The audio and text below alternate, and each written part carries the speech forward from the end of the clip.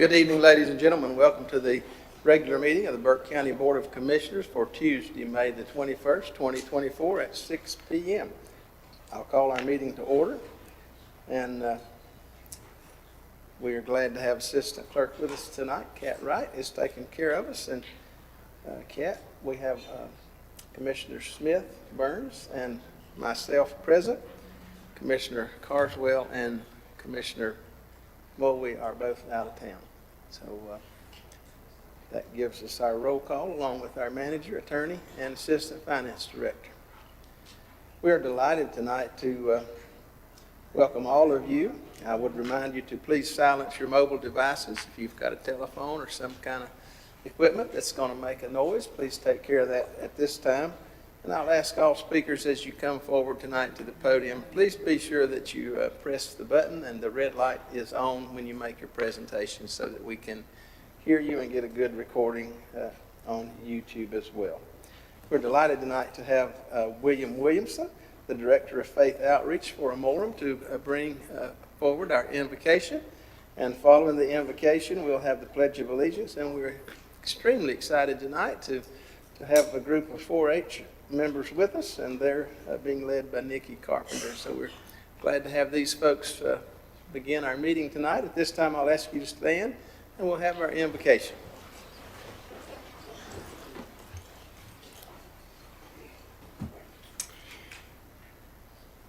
If you're a prayerful person, I would invite you to join me in a spirit of prayer. If you're a meditative person, please join me in a spirit of meditation.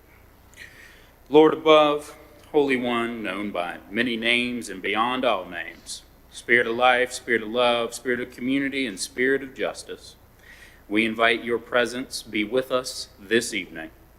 We ask your blessings on the people who have been called to lead the community in which we live and work and play. Help them as leaders to always ask, how do we fix this? What do we need to learn? And to whom do we need to listen? Help them remember they are servants, and it is their responsibility to serve the common good of all. Lord above, we also ask your blessings on the people who live within this community, those who choose to live and work and play in this county. Help us as citizens to always ask, how do we help our neighbors? What do we need to know? How might we advocate for one another? Help us to remember that we all have a sacred duty to look out for each other and work together.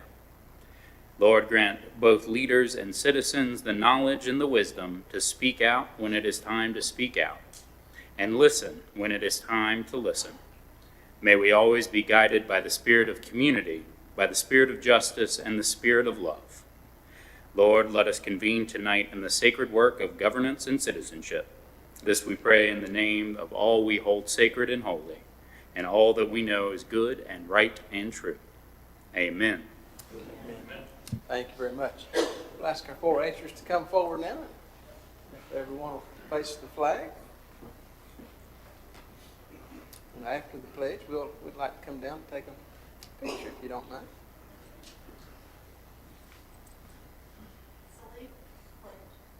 Pledge allegiance to the flag of the United States of America and to the republic for which it stands, one nation, under God, indivisible, with liberty and justice for all.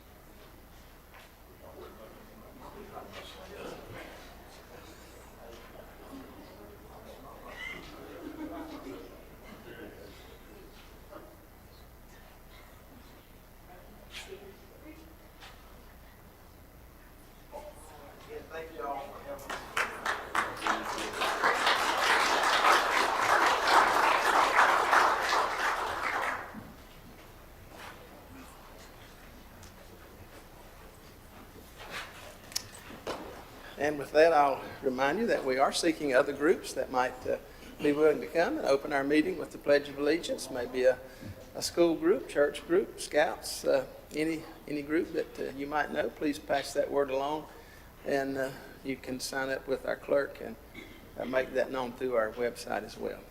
Again, thanks to the 4-H for helping us tonight. This brings us to item number 4, approval of agenda. Gentlemen, you've had the agenda in advance. I'll entertain a motion at this time for approval. Mr. Chairman, I make a motion we approve the agenda. Thank you, Commissioner Smith. Those in favor signify by the uplifted hand.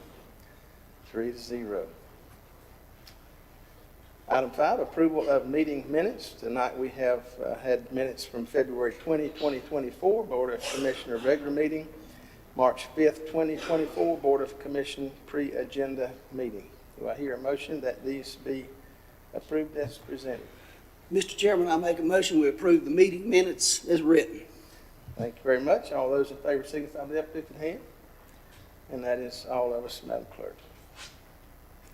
This brings us to presentations tonight, and we are delighted to recognize a special citizen in our community. It's not every day that somebody reaches the age of 100, and we are delighted to recognize Mr. Robert Hewitt tonight.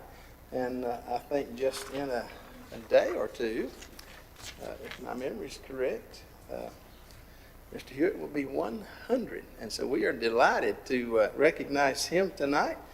And I want to, just one moment, if I can get my stuff to deal with me here. I want to say just a couple things about Mr. Hewitt before we actually have come down. Mr. Hewitt, we want to make a picture in just a moment with you if we can, if you feel like working that much with us. Mr. Hewitt's been a resident of Burke County for 61 years. He's originally from Ontario, Canada, and he's was married to his wife, Elizabeth Walton Hewitt, Mary Elizabeth, for 59 years. And he was a World War II veteran, a vocational education teacher for 30 years, active with the Morganton swim team and other volunteer endeavors. He was an employee for 60 years plus of volunteer work for the United States Park Service. He was the nation's longest serving employee and the oldest park ranger of record, having a parkway overlook named after him. Not bad, huh? Mr. Hewitt traveled to most of the national and state parks. He enjoys bottle collecting, golf ball collecting, watching the Detroit Tigers, March Madness, and is a regular coin collector, and has been often seen on our greenway as well. So we're just delighted to recognize him tonight. He's also a man of faith, attends Faith Presbyterian Church for some 61 years. So with that, we're going to come down, and Mr. Hewitt, we'd love to present you with a walking stick tonight and take a photograph if you are able.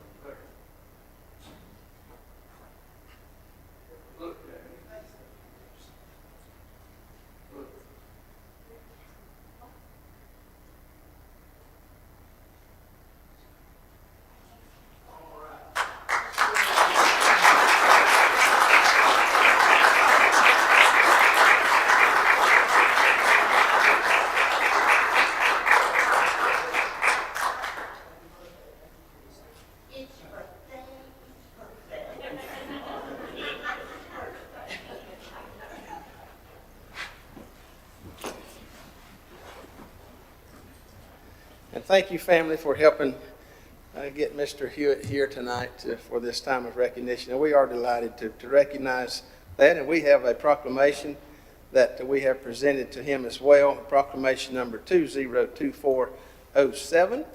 And at that time, or this time, I'll entertain a motion to approve this proclamation. Mr. Chairman, I make a motion to approve proclamation number 2024-07. Thank you, Commissioner Smith. All those in favor signify by the uplifted hand. That is all of us, Madam Clerk. All right, thank you very much. This brings us to item number 2, Pet of the Month. And I don't know if they can stand up against a 100-year-old birthday, but we'll see how that goes. Caitlin, good to see you. Let's see what you got for us tonight.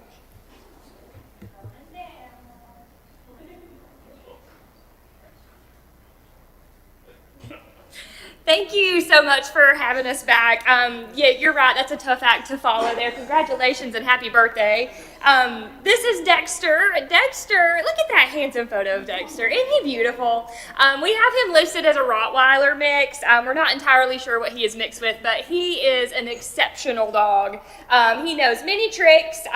He is super dog friendly. Whenever we get a little full, he is typically the dog that we kennel with other dogs because he is just so happy to be around other family members.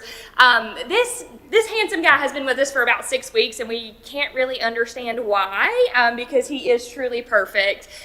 So if anybody's looking to add a perfect dog to their family, which I don't know why you wouldn't be looking for that, please come and check out Dexter for the day or the weekend, see how he's going to fit in with your family. I know he would love to find a home very soon. So this is our sweet boy Dexter. If you want to take him home now, we can arrange that too. So we never want to leave our kitty cats out. So this is Miss Kathleen, and she is actually our longest cat resident right now. Believe it or not, she's only been with us 2 weeks as our longest resident, so that's really great. We have a very cat-loving community here in Burke County. People absolutely love their cats. They are precious. I don't know if you've ever owned one, but if you're looking to add a sweet addition to your family, Kathleen would be absolutely wonderful. We're getting a lot of kittens this time of year, so if you are in the market, please come and visit us. We have plenty to choose from. I did not put a slide in here, but I did want to provide a small update. We had a wolf stock event with our Animal Services Foundation, and the weather was amazing. It was absolutely beautiful, and we did raise about $13,000 for our foundation. So we look forward to being able to put that back into the community. As always, this is how you can reach us. This is how you can find Dexter. I will deliver him to your home if you need me to. So please reach out to us, email us, however you want to get in touch with us. All right. Thank you very much, Caitlin. Thank you for the work you're doing at our Animal Services Center. And with that, I'll encourage our citizens to adopt an animal from our Burke County Animal Services Center. All right. Thank you very much. Thank you.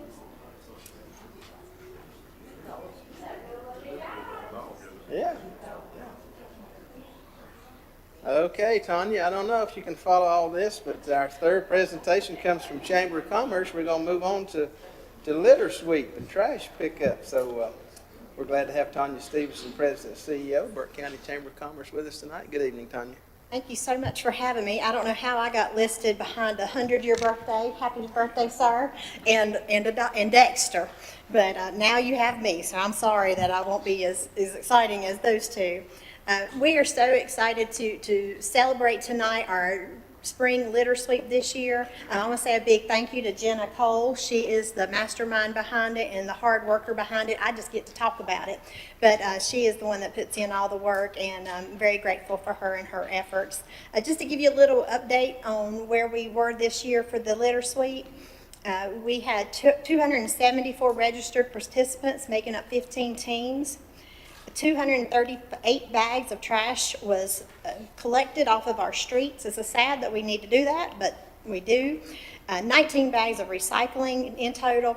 And let me tell you, these numbers don't include one of our largest teams, which was Burke River Trails, because they did not officially go get counted, and they probably picked up in every community. I'll just say they picked up a lot.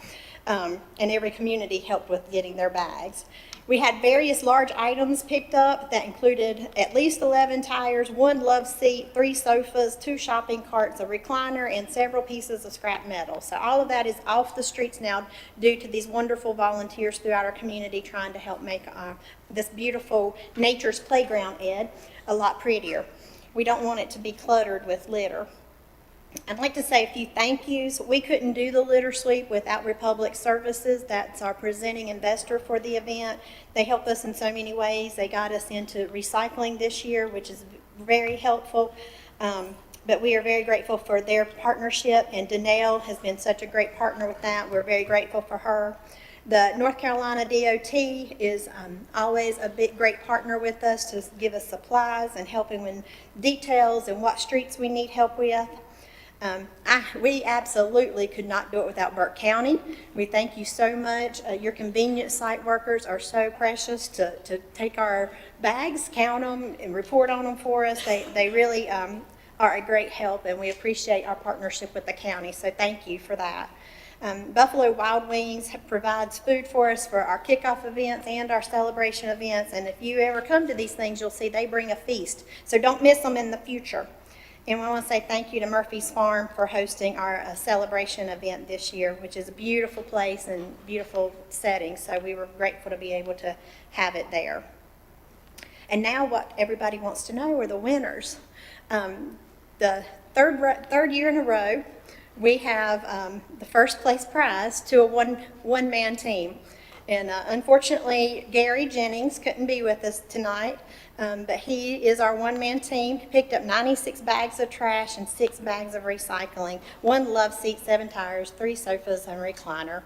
And what's beautiful about Gary is, and this year he did it on behalf of the Vietnam Veterans of America, Chapter 1116, and he never takes his prize money. And we just are so, I'm in awe of him. So he does this because of the love of the community. And this year he took his prize money and we gave prize money to 4th and 5th place and our recycling winner. So we were very pleased with being able to give out to more teams, but that was because of Gary's generous donation. Second place prize was a family called For Dad and Dougie. Amanda Bluto was the contact person for that. I love the fact that a family got together and did that. They picked up 16 bags of trash, 2 bags of recycling. And third place, we have Waiting for the Train. Got our third place prize. Barbara Lyman and Mimi Pfeiffer, of course, are the contacts there. Mimi's with us. I don't think Barbara's with us. I think I heard she's coming. So they picked up 14 bags of trash and 9 bags of recycling. And we would like to present them a little certificate. Mimi, if you come forward, because you won the recycling prize. We'll get them in just a second. You won the recycling prize. So if you could let her take a picture of us. Hold on. Oh, Barbara's here. Come on, Barbara. And my son, he also picked up the trash. He's gonna get, he'll be with the team. We'll get the team in just a minute with the commissioners.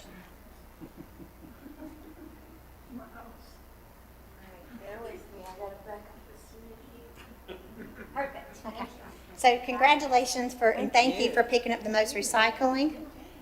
And so, commissioners, I believe y'all have a gift for our award winners, and I think I see these T-shirts. I think Waiting for the Train brought their whole team. Like I said, Gary couldn't be here, and we're not sure if For Dad and Dougie was able to make it or not. We think that they're not going to be able to, but if y'all wouldn't mind congratulating them, we would greatly appreciate it. All right, well, just before I ask them to come down, let's give all these folks a big hand for their work in our community.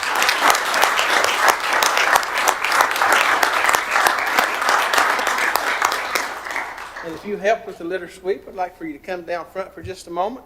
We've got a walking stick for each of the winning teams, and we'd like to take a photograph with you guys as well.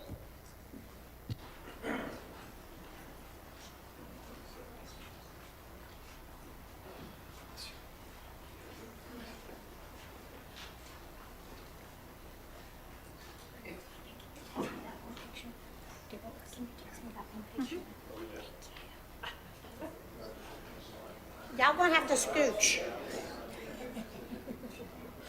Can y'all make 2 rows and scooch together?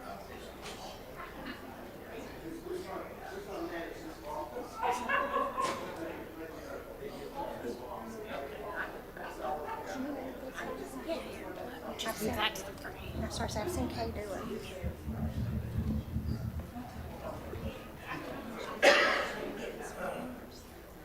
See everybody?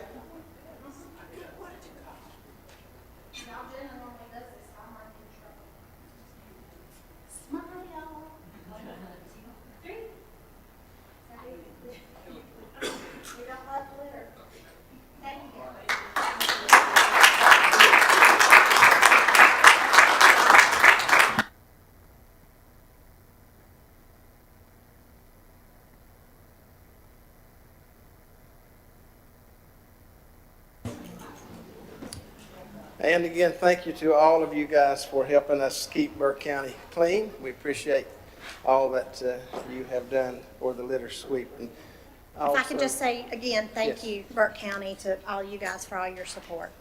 And thanks to the Chamber of Commerce for putting all this together and making it happen. This brings us to item number 4, Brighter House, a proclamation declaring May as Mental Health Awareness Month. And this will... Yes, we do. Thank you very much. Just before we go there, I'll entertain a motion to accept this report from the Chamber of Commerce and the litter sweep operation. Mr. Chairman, I make a motion that we accept the report as presented. Thank you very much. All in favor signify by the uplifted hand. That's all of us, Madam Clerk. Now we'll come to Brighter House, and we are delighted tonight to have Stephen Saramuthu, and I probably messed that up. Sabaramuthu. It's good. We're She's good. delighted I'm to still have you learning guys too. with us tonight, along with Sherry and Eddie McKimsey. Thank you all for being here, and I really like that shirt, Eddie. That's way to go, way to go. So we'll hear from you guys at this time. Thank you. Thank you for having us. On behalf of the various mental health organizations serving Burke County and our new nonprofit, Brighter House, I want to extend our heartfelt gratitude in considering proclaiming May as Mental Health Awareness Month in Burke County. Your support and recognition are invaluable as we strive to raise awareness, reduce stigma, and promote mental wellness in our community. Together, we can make a difference in the lives of those affected by mental health challenges. So thank you for your commitment to this important cause. All right, thank you very much. We do have a proclamation, and Stephen mentioned several points in there, and I won't take time tonight to read all that proclamation, but we are glad to present this proclamation on behalf of mental health and all the work that goes on in our community, both what Brighter House is doing as well as all the other folks that work so hard in our community to help folks that have these kinds of needs. Any words from you guys, Sherry or Eddie? Thank you very much. And y'all will be doing some push-ups for Brighter House.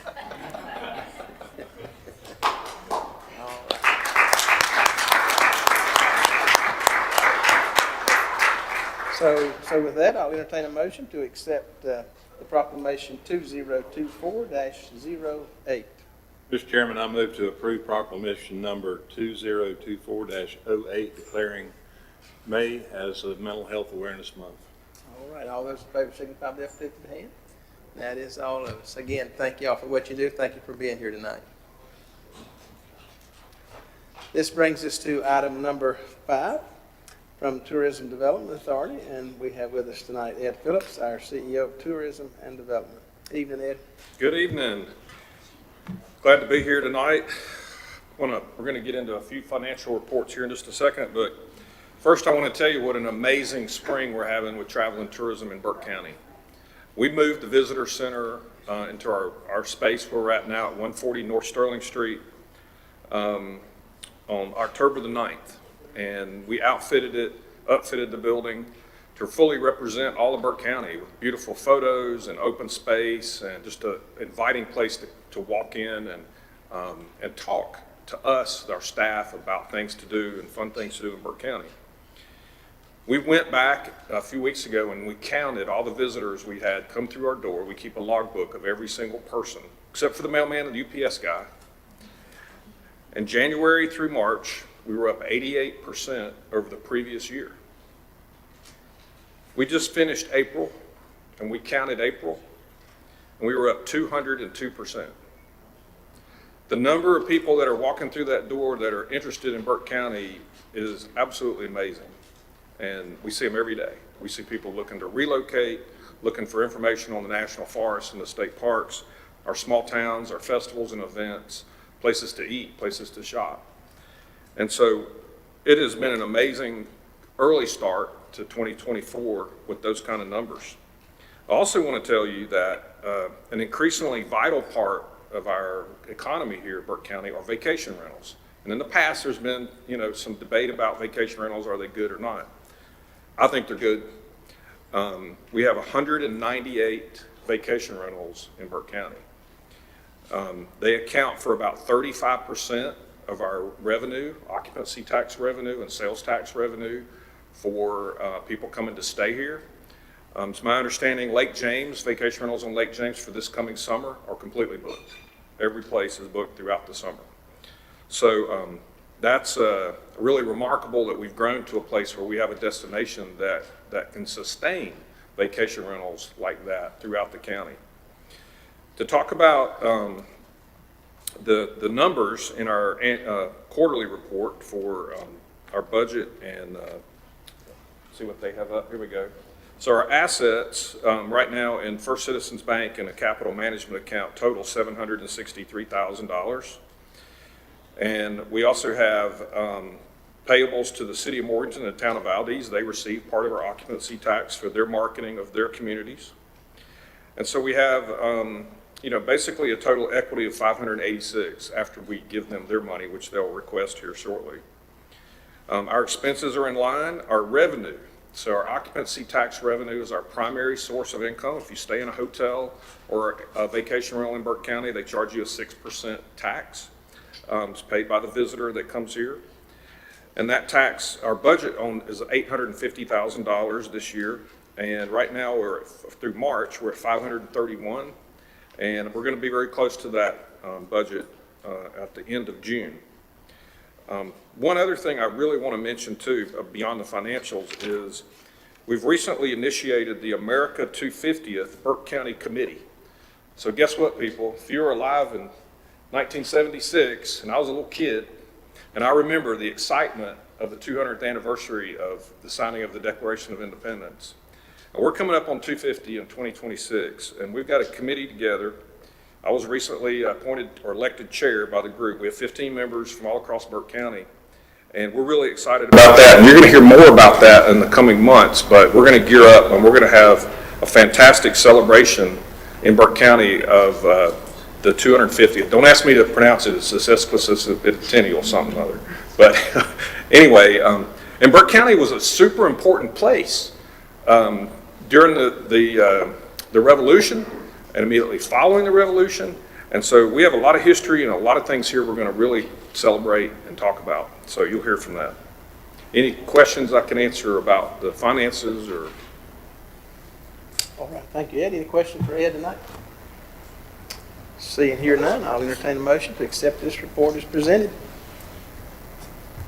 Mr. Chairman, I move to accept the report as presented and offer Mike's thanks. All right, all those in favor signify by the uplifted hand.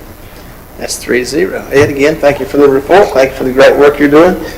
Sounds like our tourism is doing real well. All right, this brings us tonight to scheduled public hearings at this time. We do not have any public hearings tonight, so this will bring us on to informal public comments. We have several speakers who have signed up with our clerk to speak tonight. Our first speaker will be Locke Hoffman. Mr. Hoffman? Mr. Hoffman, are you present? Don't see Mr. Hoffman. Okay. Mr. John Flood. Mr. Flood? And please state your name and address, please, for the record.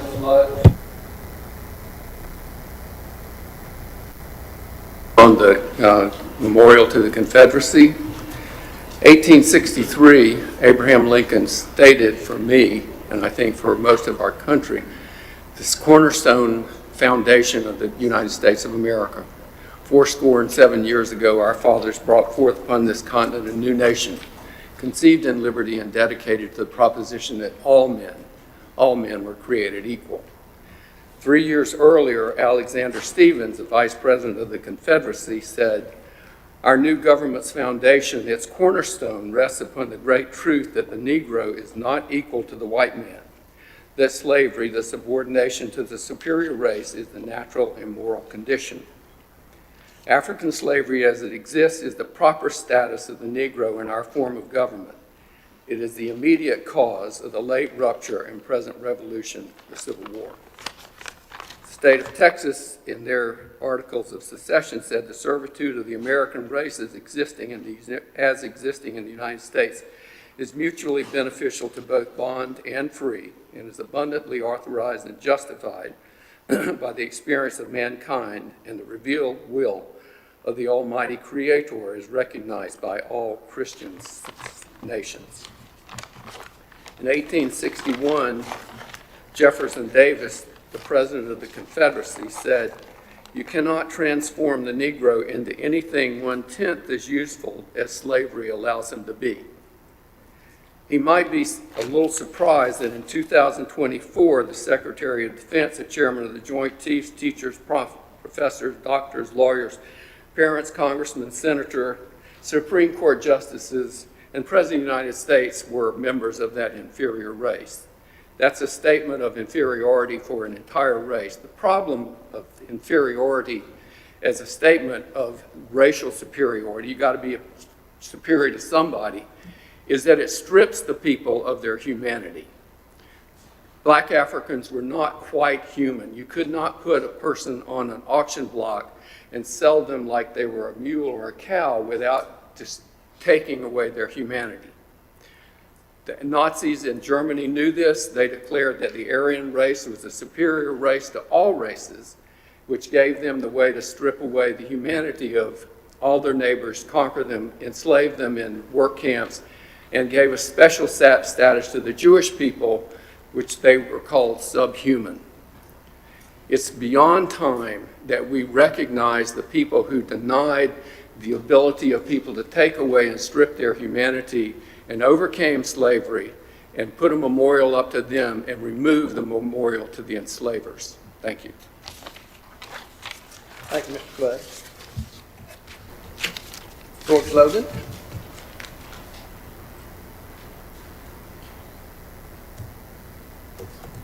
Good evening. I'm George Logan. I want to share with you, I just came from a meeting for the Burke Coalition for Reconciliation, and we talked about some of the history of Burke County as it pertains to slave holders and enslavement.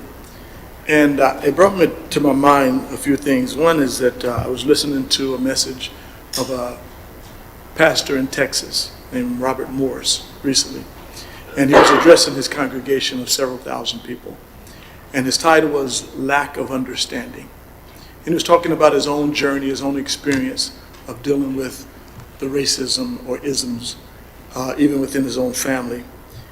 And he concluded that part of the reason there's such an obstacle is because of a lack of understanding.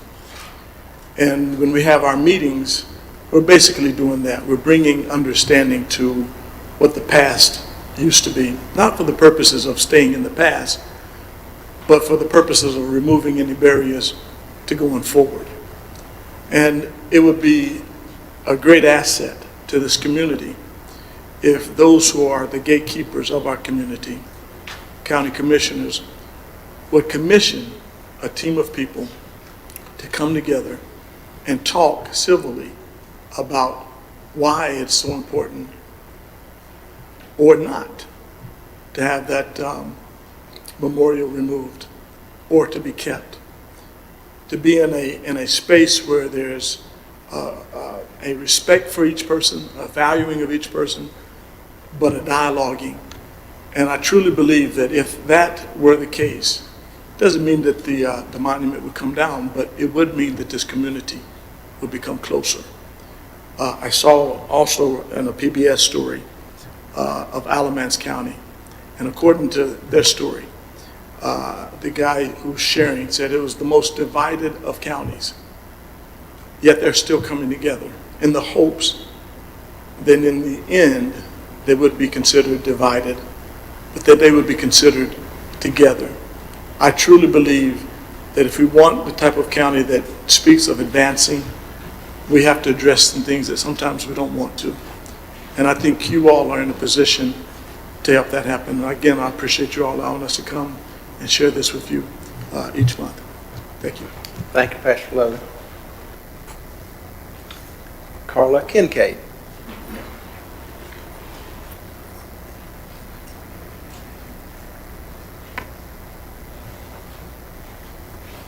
Good evening.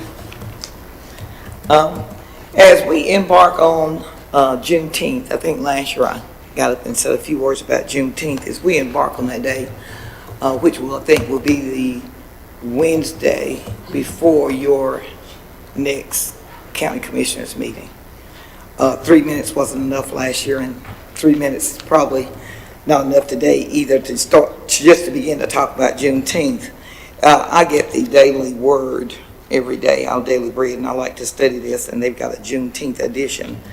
And the name of it is The Spirit and Liberty.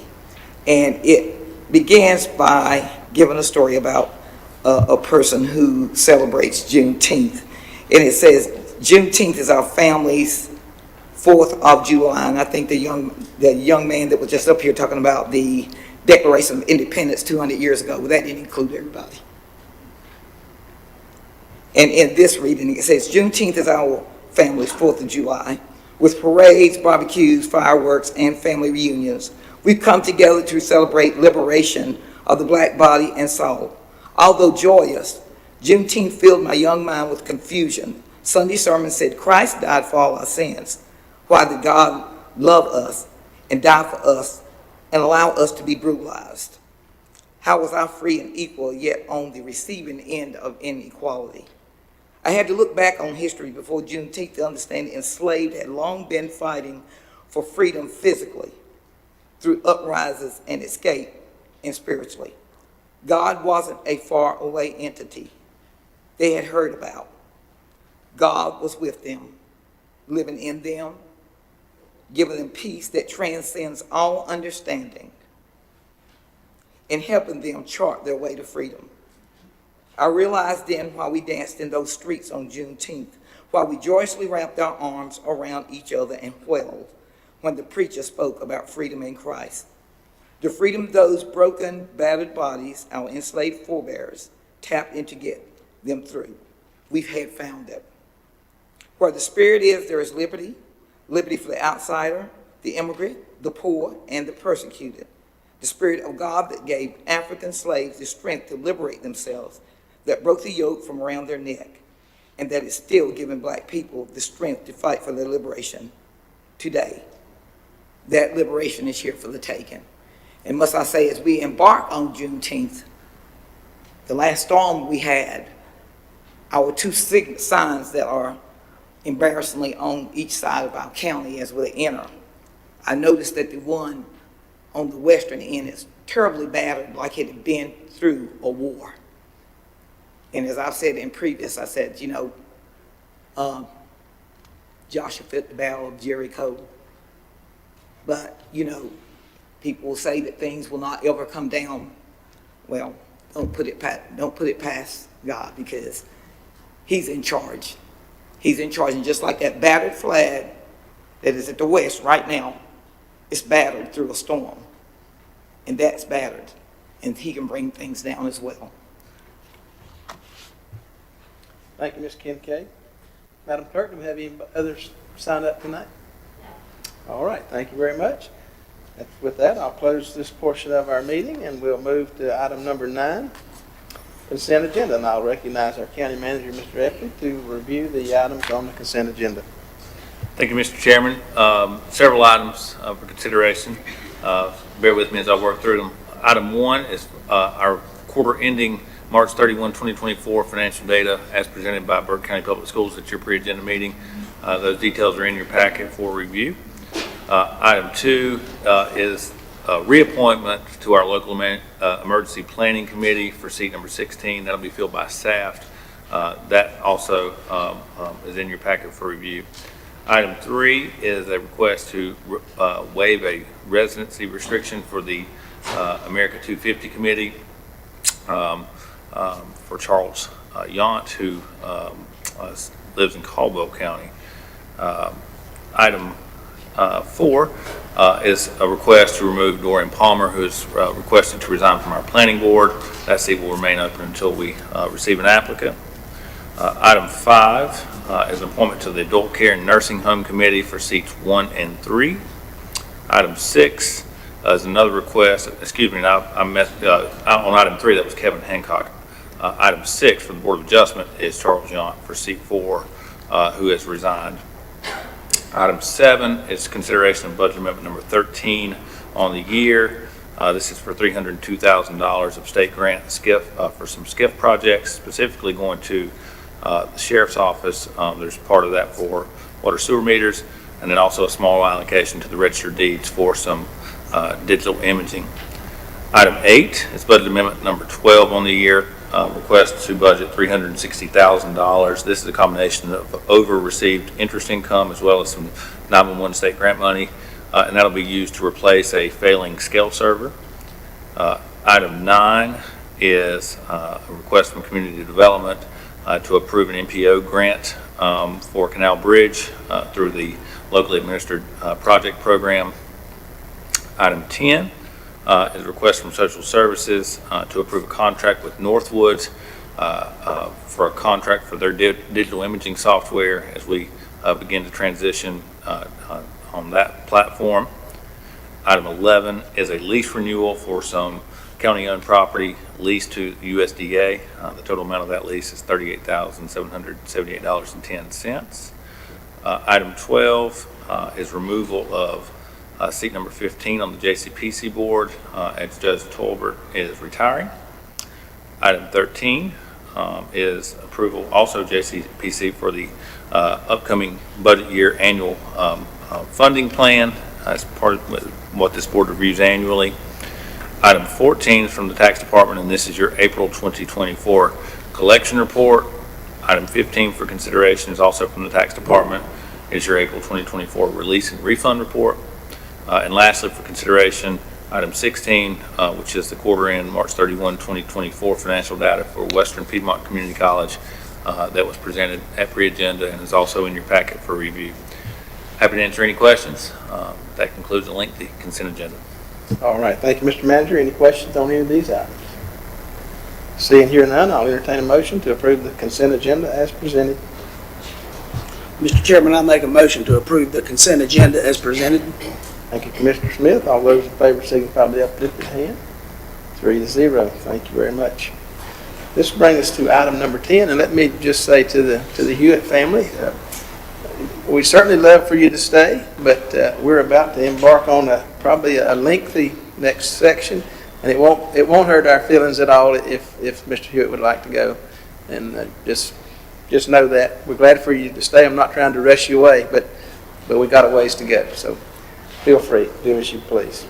All right, first item on the items for decision. This comes from Community Development Award Contract for Trail Design and Engineering. This will be presented tonight by Sarah Shabane, our trails specialist. Good evening, Mr. Chairman, Commissioners, members of the public, and fellow county colleagues. Tonight, the Community Development Department, in partnership with Friends of Fauna Flora State Trail, Over Mountain Victory North Carolina State Trail Friends Group, we issued a request for qualifications for trail design and engineering services on January 19th, 2024. We extended the qualifications for this through March 29th, 2024. A required site visit was hosted on February 6, 2024, where 10 individuals representing 8 different firms attended. The review committee was comprised of representatives from the Friends groups of both the Fauna Flora State Trail and Over Mountain Victory North Carolina State Trail, along with 5 county employees. The committee reviewed the 2 submissions which were received from Destination by Design and Alta. Both of these firms were interviewed on April 11th, 2024 and were highly qualified. The committee has recommended Destination by Design for the project based on their vast experience with trail design, regional knowledge, affiliated engineering firm success in submitting plans to NCDOT. The request for qualifications for this project is to select a qualified professional firm to to provide design, services, and construction documents for 3 sections of the co-located Fauna Flora and Over Mountain Victory State Trails. These sections include a repair of 1.75 miles in the 1780 neighborhood, new construction of 2.2 miles through the Enclave neighborhood, and new construction of 0.8 miles through the Lake James Family Camping Resort and Marina. Each of these sections will have some unique challenges that the engineering and design firm is ready to take on. The benefits from this RFQ include a set of construction documents that can be utilized to bid out the projects individually. This will allow for continued growth of the trail systems in Burke County, as well as create multiple safe road crossings for the trail. Burke County will be the primary point of contact with Destination by Design through managing development of construction documents and processing requests for reimbursements from partners. The Destination by Design contract cost for scope of services is $200,000 with an allowances budget of $108,000. The contract total not to be exceeded is $308,000 total. The project partners have greatly contributed to this through their time and financially. Each of the groups have obligated $65,000 to cover $130,000 of that contract amount through an executed MOU. If approved, the county's portion will not exceed $178,000, which will be utilized from the account's title grant match, which is a Duke comprehensive relicensing agreement funding specifically for use for Over Mountain Victory Trails. So we are requesting permission to enter into contract with Destination by Design and an MOU with our trail partners. All right, thank you, Sarah. Gentlemen, we heard discussions on this during our pre-agenda, and Sarah has again reviewed it. Any questions for Sarah tonight? Seeing here none, I'll entertain a motion at this time. Mr. Chairman, I make a motion to award the contract to Destination by Design for trail design and construction documents services on the Fauna Flora Trail, Over Mountain Victory Trail, state trails, and sections in the amount of $308,000. Further, I authorize the county manager to execute the contract and the memorandum of understanding on behalf of the board, subject to review and or revision by the county attorney. All right, thank you, Commissioner Burns. All those in favor, signify by the uplifted hand. That's 3-0. Thank you, Sarah.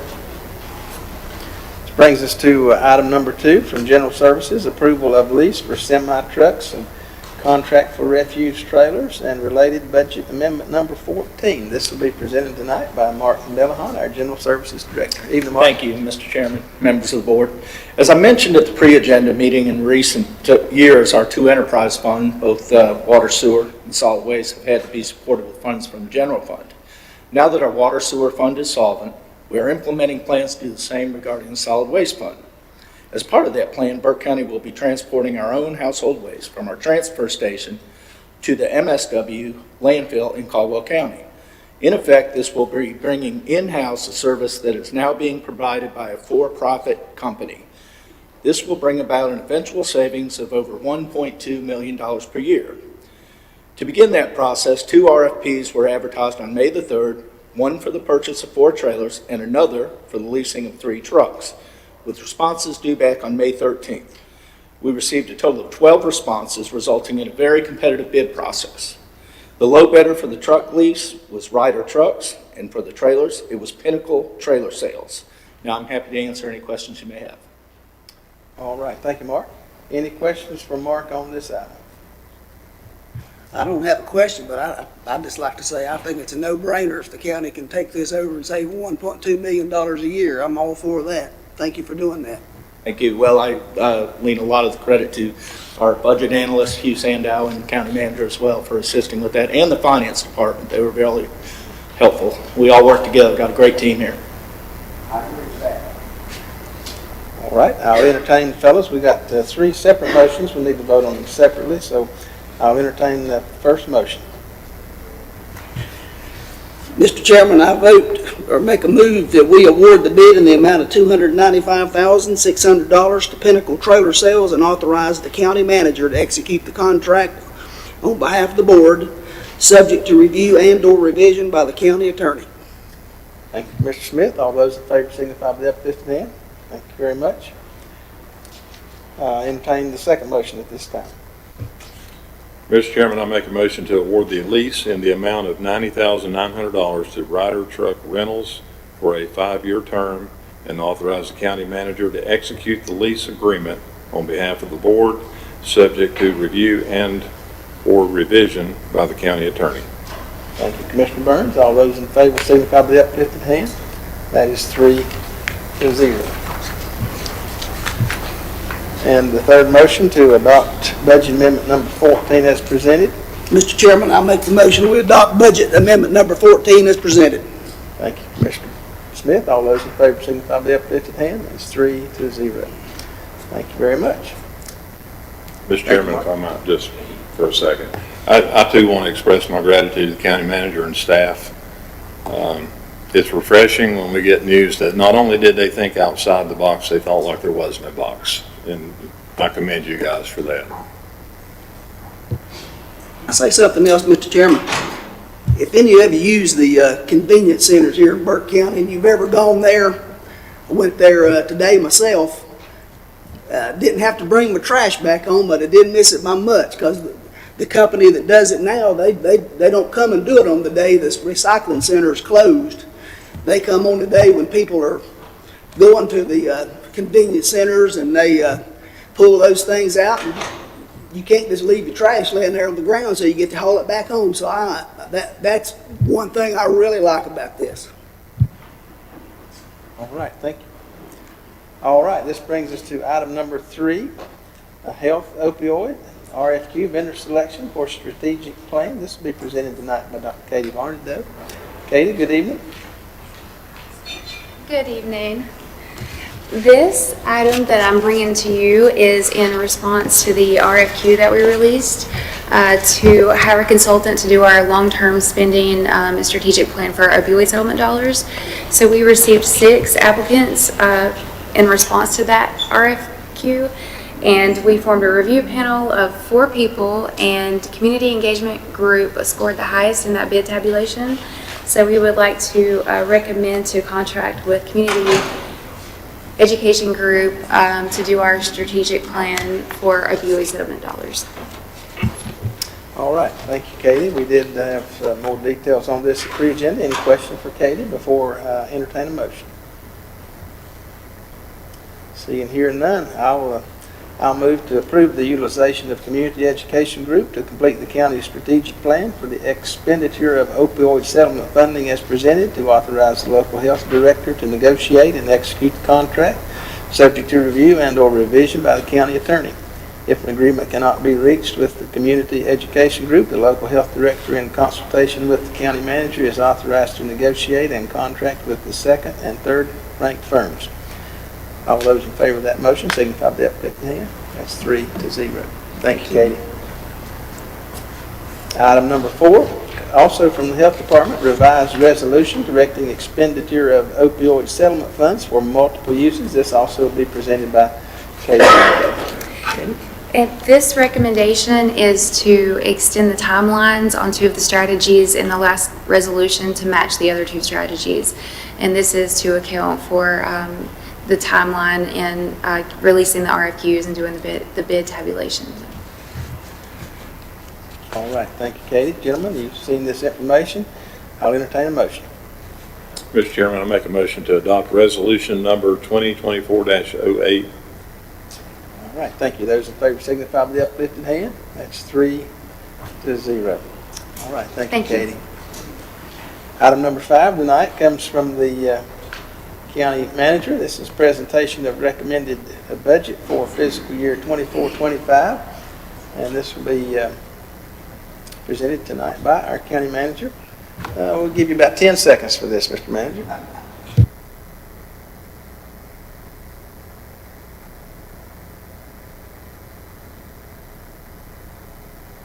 A mobile device so that I don't have to hug the podium.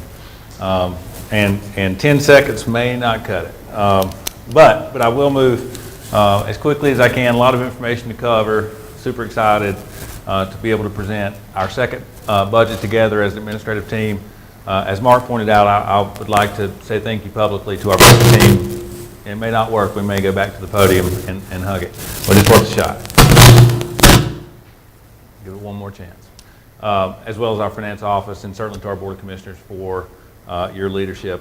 Before I jump in, I would characterize this budget really by two fundamental principles. I think that in the midst of some what I would call financial disruptions of inflation and rising costs, financial disruptions of legislative changes that reduced revenue outside of the county's control, all of these things we'll talk about, and financial disruptions from unfunded mandates. We've experienced all of those as we prepared the 24-25 budget, but in an effort of what I like to call re-engineering or manufacturing budget savings, what Mark just talked about with insourcing our municipal solid waste transport, that's one example of several that we'll cover tonight that, again, I think help to mitigate some of these financial disruptions without passing any additional burden on to the taxpayer. And that's, I think, in essence, the real summary of this year's effort. And in the absence, I'll transition at this point. That seems that it's going to cooperate.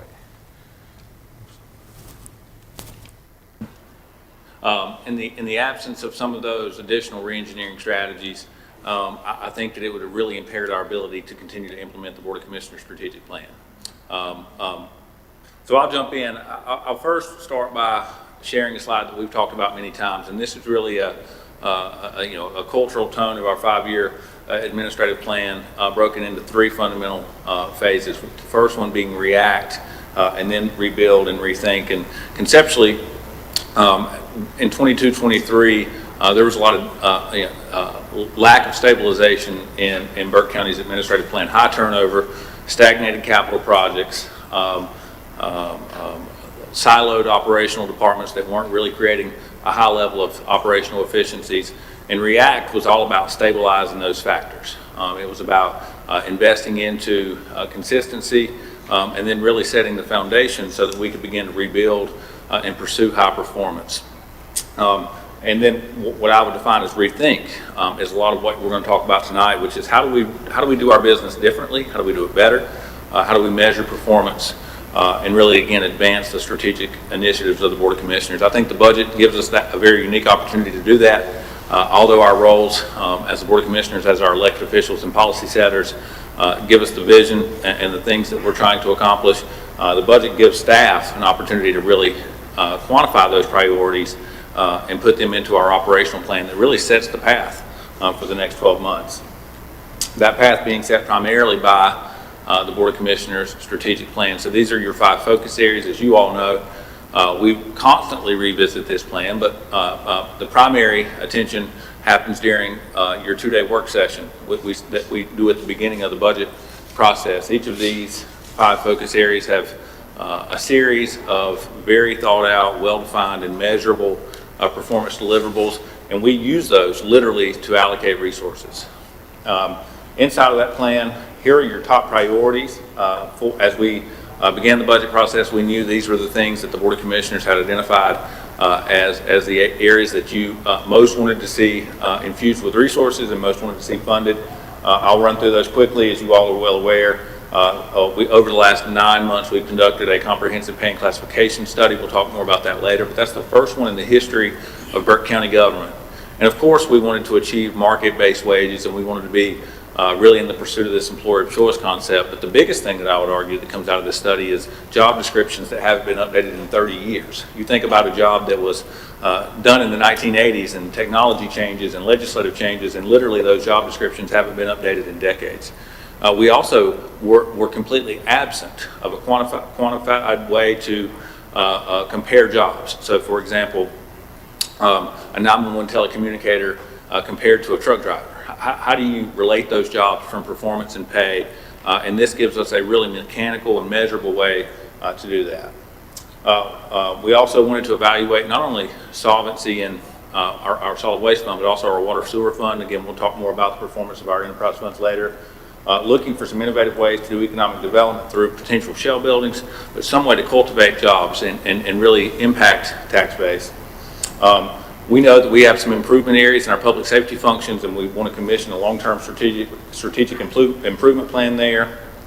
continuing to look for ways to implement our capital improvement plan that we started last year. This will be year 2, and staying committed to that, as well as looking for ways to enhance our communication, our transparency, certainly the way that we communicate, not only how much we communicate, but the ways that we communicate to the public. When I break all of that down, we've really been, again, as we talk about this 5-year administrative goal, looking to continue to fund really into 3 buckets. I believe that our organization runs best when we invest into systems.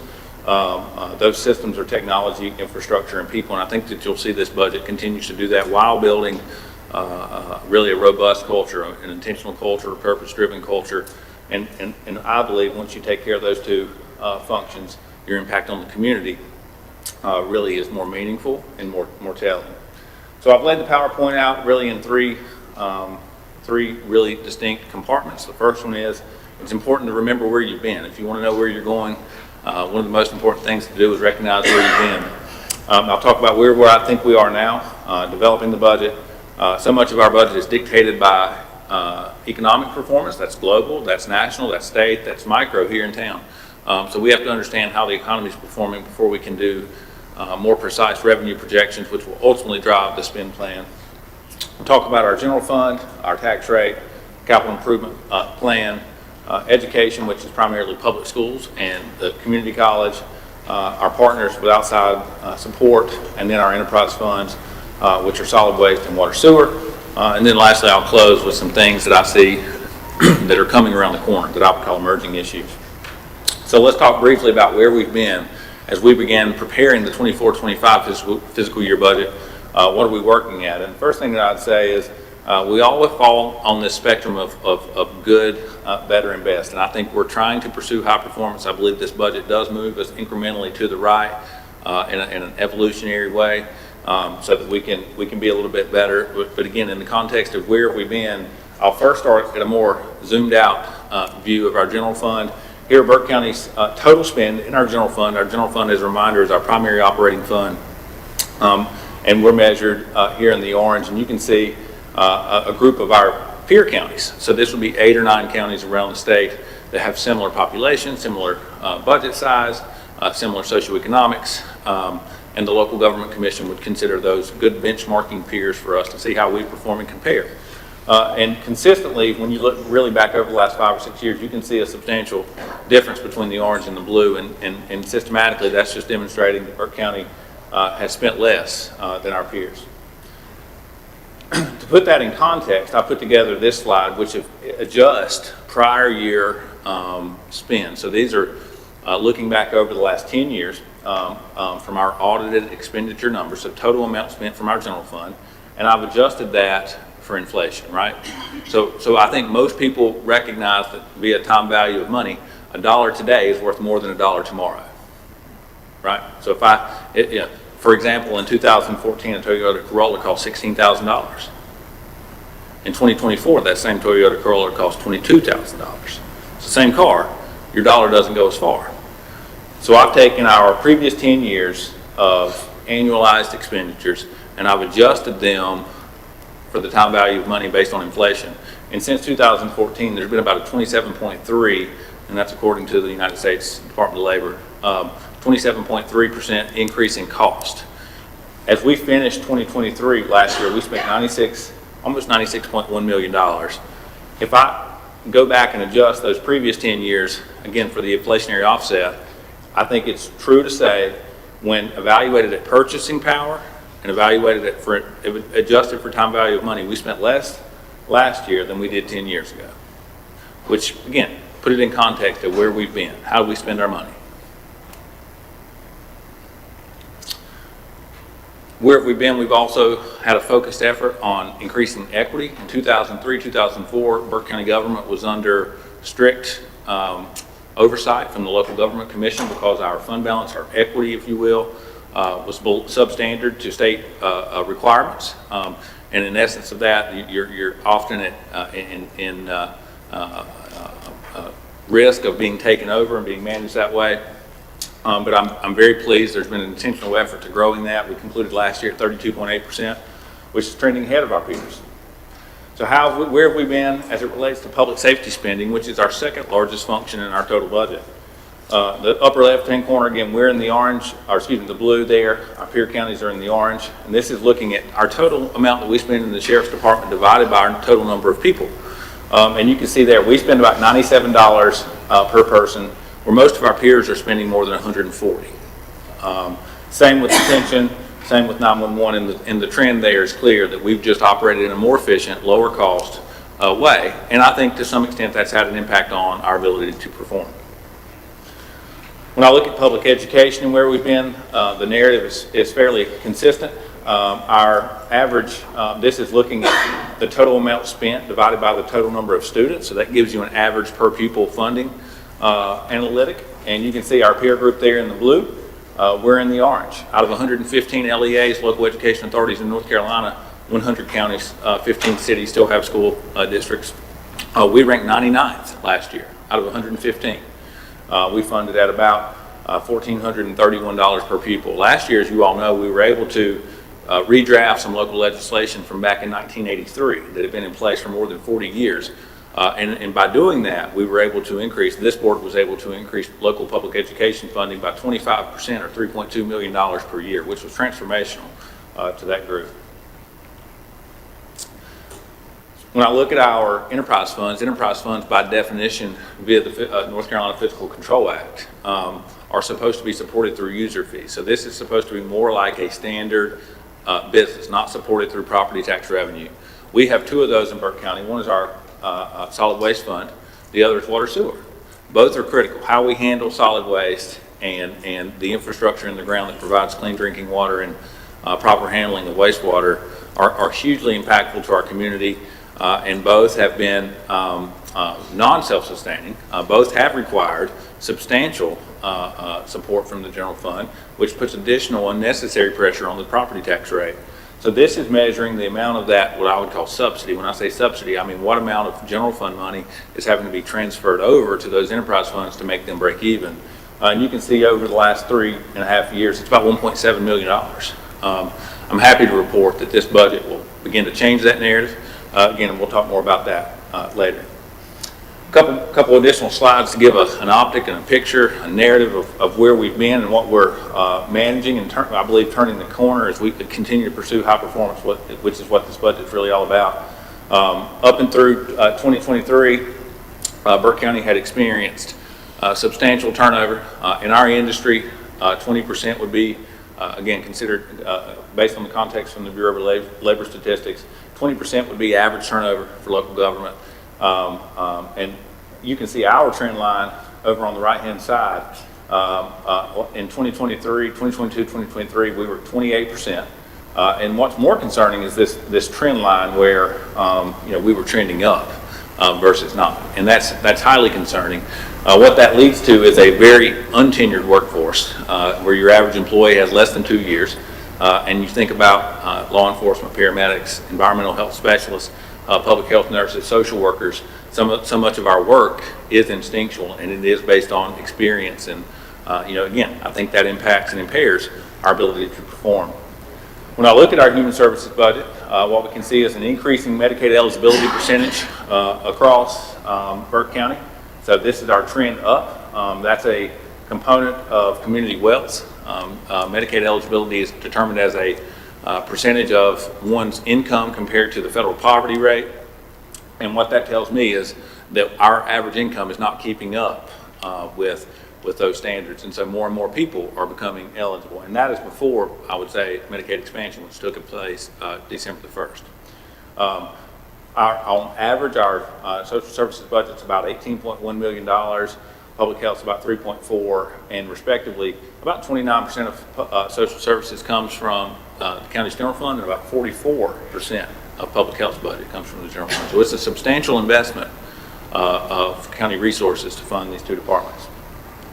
Lastly, I'll leave you with this: where we've been from an infrastructure perspective. As you all know, the county commissioners conducted a facility master plan in 2020. Mosley Architects did that, and they ranked each of our buildings in 5 systems: mechanical, structural, plumbing, electrical, and gave them a condition And what you can see here is many of our buildings were just substandard and reaching end of life. And that really spurred the need to begin to draft and execute on the long-term capital improvement plan.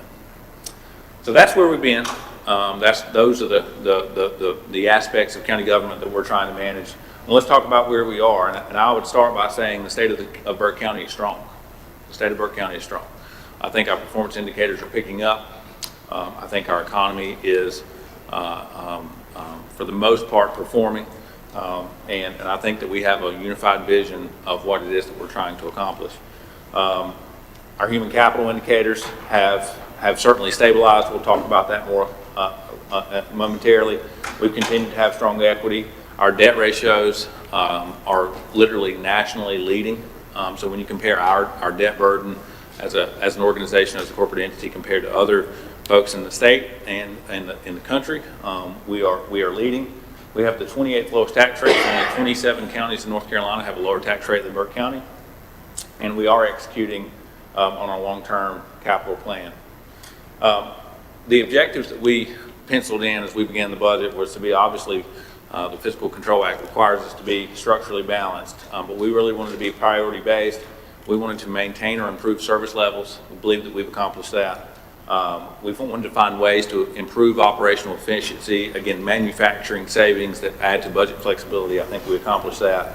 And we want to make sure that we're doing a good job of communicating priorities and communicating strategies so that everybody feels like they're a part of the solution. The formal budget process, although it's really a 12-month project, the formal budget process kicked off with the department head meeting in January. We were conducting mid-year financial analysis for Q1 and Q2. That would be July through December. And then that led us into your two-day work session where you set priorities and gave direction on initiatives and strategies. In between March 7th and tonight, we have met with 28 operational departments. Every single department had an extensive, some more than one budget meeting. We met with as many community partners as needed to meet with us, including one yesterday. So continue to work. We've met with our legislators. Of course, we did economic forecast. We've drafted and updated your strategic plan based on that work session and provided you a revenue memo. And then obviously incrementally throughout the entire process, we've tried to stay connected to the county commissioners so that you all are not seeing this for the first time tonight. So again, as I mentioned, the economic performance drives a lot of our budget. A ton of our budget is on the revenue side is formulated through economic performance, and that revenue projection is ultimately what drives the expenditure, and that allows us to operate within our means. We talk a lot about what are the parameters in which we're permitted to work, and operating within those means is something that's critical to us, and being physically disciplined, using strategy to get there. One thing that we know is when I talk about financial disruptions, I mentioned one of those was inflation. Just like every business in America, just like every home in America, inflation is impacting what the county's able to do as well. The cost of our supplies, the cost of labor, the cost of day-to-day products that we use in our job has gone up. When I talked about unfunded mandates, an example of that is our treasurer, North Carolina Treasurer's Office, which manages the pension system that we're required to contribute to, increased contribution rates this year by 1.2%. That on a $38 million payroll cost us $400,000. So before we ever start the budget, we've got an increased cost of about $605,000. That's the equivalent to about 6/10 of a penny on our tax rate. When I look at more global economic indicators, really most things are pretty in line with what you would expect. Inflation is a little bit higher than what's considered normal. Construction costs there are really what jumps out. And when you're trying to administer a capital improvement plan and there's such a dire need, that's something that you really got to keep an eye on. We are experiencing a little bit of population growth, something that you might find unusual because of rising interest rates and rising construction costs. When you see construction costs up 30% as well as interest rates increasing, it's not surprising that our development fees are down 15%. So development is lagging, and we'll see that more in depth at a global perspective when we look at total tax base growth. There's basically been no tax base growth, no investment, no development in Burke County over the last 12 months.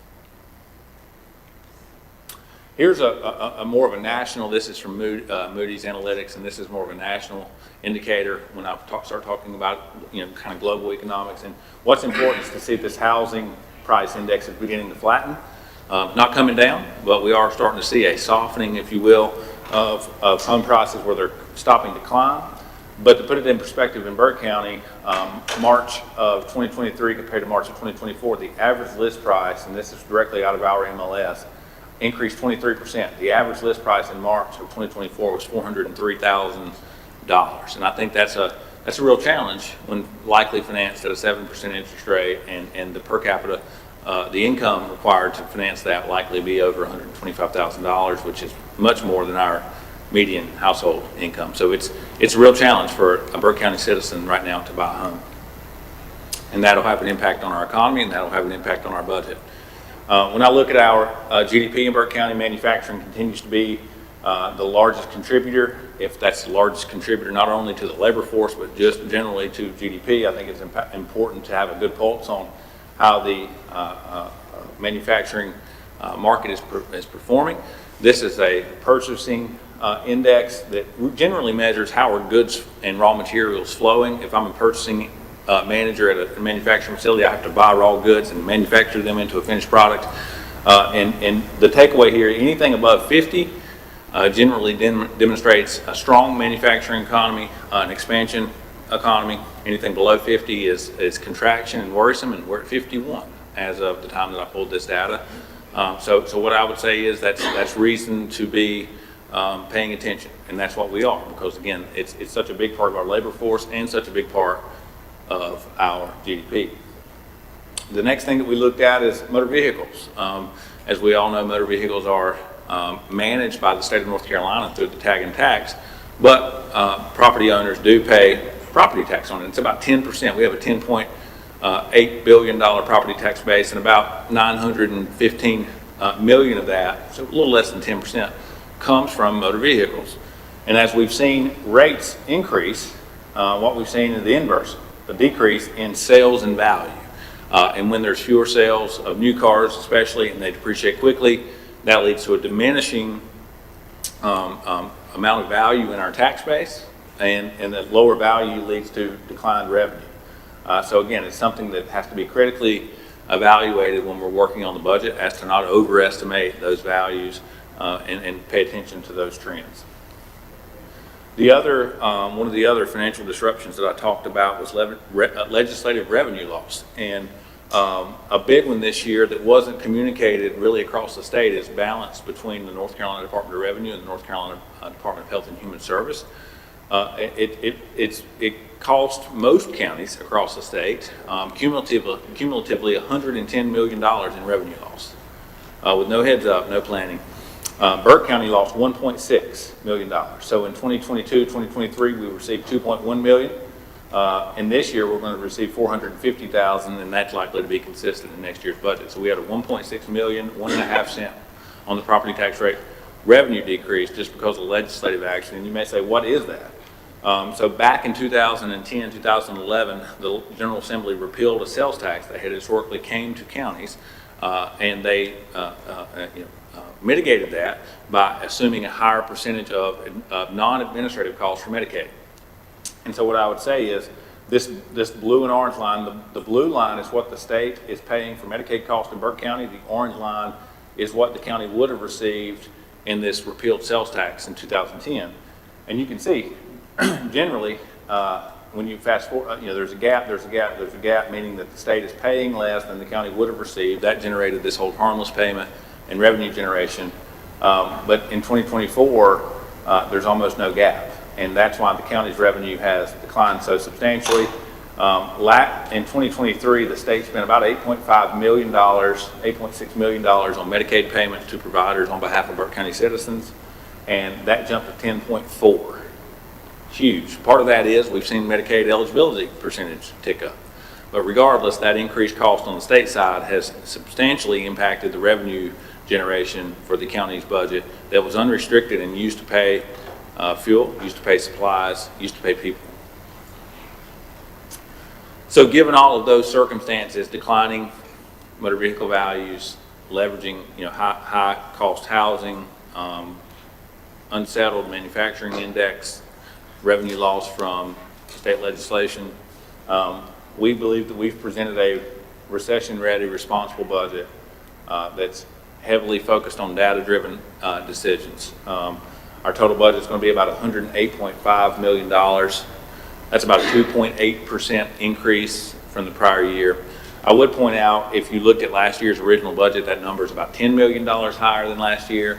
The reason is because, as I mentioned earlier, the legislative change for sales tax, the Article 39 and Article 40 sales tax that had historically from this 1983 House bill been accounted for in a restricted capital fund for public education, is now inserted into our general fund. So it's really the same level of funding, it's just being accounted for in a different position so that we can use that to support the schools and the operations, not just in the capital where there's almost $38 million in reserves.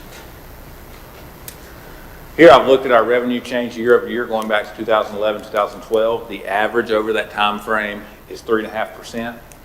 So as a reminder, inflation was right at 4% over the last 12 months. Our average revenue gain year over year is about 3.5%. This year we're at roughly 2.8%. So a little bit of an erosion there, not quite keeping up with inflation and our averages. The other thing that I want to point out that's important to us in revenue management is diversification of revenue. We want to lower the pressure on the property tax rate. The way that you do that is to look for alternative ways to generate revenue. That's investment income, that's sales and service, that's permits and fees. That's really having an entrepreneurial mindset. And one way to manage your success there, measure your success, is what is out of your total revenue portfolio, what percentage of that is coming from property tax. We've been able to decrease that just a little bit, which is a good thing, from almost 57% to 55.5%, and primarily by increasing some of our sales and service, which we'll talk about shortly, through other re-engineering strategies like insourcing EMS billing. So when I look at our total budget, again, roughly $108.5 million, and it's broken down by type and compared to the previous 4 years. So incremental growth really across all functions. Our property tax base, I mentioned earlier, is about $10.8 billion. That's roughly a $112 million increase, which sounds like a large number. It's about 1.3%. It generates about $919,000 of additional revenue. And moving into next year, I would point out that the recommended rate is remaining flat at 56 cents, and a penny on the tax rate is going to be about $1.08 million. I mentioned that there were little to no development, little to no growth in Burke County. 1.3% is the property tax growth, and that's across all sources, which is real property, personal property, motor vehicles, and state board. So across the entire portfolio, we saw 1.3% growth, which is essentially a quarter of inflation. And you can see that here. Previous year was substantial with revaluation. When you look back over other previous years, you can see there's just not a lot of development that's happening to the tax base. As I mentioned, 56 cents is our recommended tax rate. I would point out the average across the other 99 counties in North Carolina is 64.5 cents. You can see the history of our tax rate here. Obviously, with reval last year, we were able to reduce that by about 20%, 13.5 cents. And one reason that we're able to maintain a lower tax rate is because of the performance of our tax department, who have consistently increased that tax collection percentage. And this year, we're budgeted and balanced at 98% collection. The other thing that I like to talk about when we look at tax rate is, to put it in perspective, we all know that tax levy is what a citizen is asked to pay. And I think that most people would agree that's the most important product in a variable formula. So the tax rate is one component. We're currently at 56 cents, and also assessed property value. And when you multiply these two things together, you get to the tax levy. So when you evaluate some average home prices, for example, a $125,000 home in Burke County at our 56-cent tax rate, annually is about $700. The annual cost of a penny is about $12.50. So adjusting the tax rate up or down impacts that person by about $1.04 per month. If you move up to a more expensive piece of property of about $750,000, again, moving that rate up or down one penny impacts them by roughly $6.25 per month, for perspective. I've also compared our tax rate to some of our surrounding counties. You can see here the average for the surrounding counties is 55 cents. Out we're at 56. One thing I would point out, we'll use someone like Catawba, who has a much, quantitatively a much lower tax rate than Burke County, 39.85 cents. I would point out they have a $30 billion tax base. And so when you look at what their average taxpayer is paying, it's $716 per year, which is substantially more than the $622 here. So even though the rate is substantially lower, the average piece of property is substantially higher, the value. And when you run it through the levy calculation, you can see how that leads to, on average, a higher tax bill, which I think is what most people would consider priority.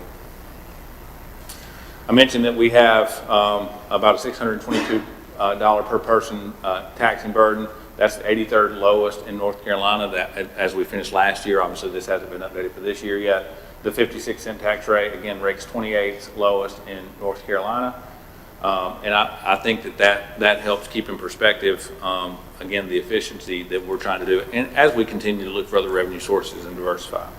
Next year's budget has about a 2% increase budgeted for sales tax for a total of $18.3 million. This is showing the performance of Article 39. I think that's important. Article 39 is the part of sales tax that is collected and sent back to Burke County. It's point of sale. So if people spend money in Burke County, it comes back to Burke County. So it's also a good indicator of how the economy is performing. 40 and 42 are collected at a statewide level and then redistributed to 100 counties based on your percentage of the population. So we have roughly 90,000 citizens in a 10.3 or 4 million out of 10.3 or 4 in the whole state of North Carolina. So we get roughly that percentage. But again, what I'd say is you're starting to see a little bit of flattening. And even though it's going up, so this is Article 39 increasing each year, this line shows the year-over-year percentage change. So even though we're collecting a little bit more, from 8.5 to 9, the growth percentage is continuing to decline, which again, another indicator of consumer spending and settlement and those type things. Typically, when you're in an inflationary period like we've been in, things cost more. When things cost more, you pay more sales tax. So this is something, I think it's a peer through the window that spending is slowing. I'm going to transition now to our operational budgets. I'd point out that this is an optic of our functional breakdown. So out of next year's budget, about 30% of our budget's in public safety, and about 23% is in in education, public education and community college, and about 26% is in human services. So that, another way to say that is for every dollar we spend, about 30 cents is spent on public safety and so forth and so on for our other functions. And what we spend, again, as we talk about operating within our means, we really try to balance what is the value versus the cost to make sure that we're budgeting responsible and that we're delivering high service and measuring our outcomes.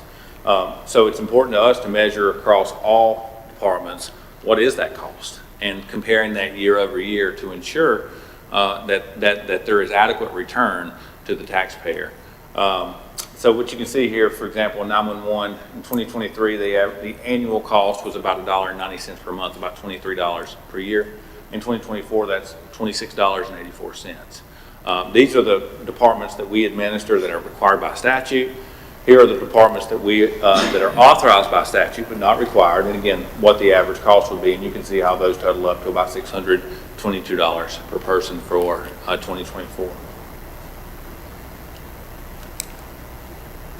We've also looked at functional spending per capita. So again, this is broken down into these functions: human services, cultural and rec, education, public safety, general government, divided by the number of people that we serve, and compared those to some of our surrounding counties.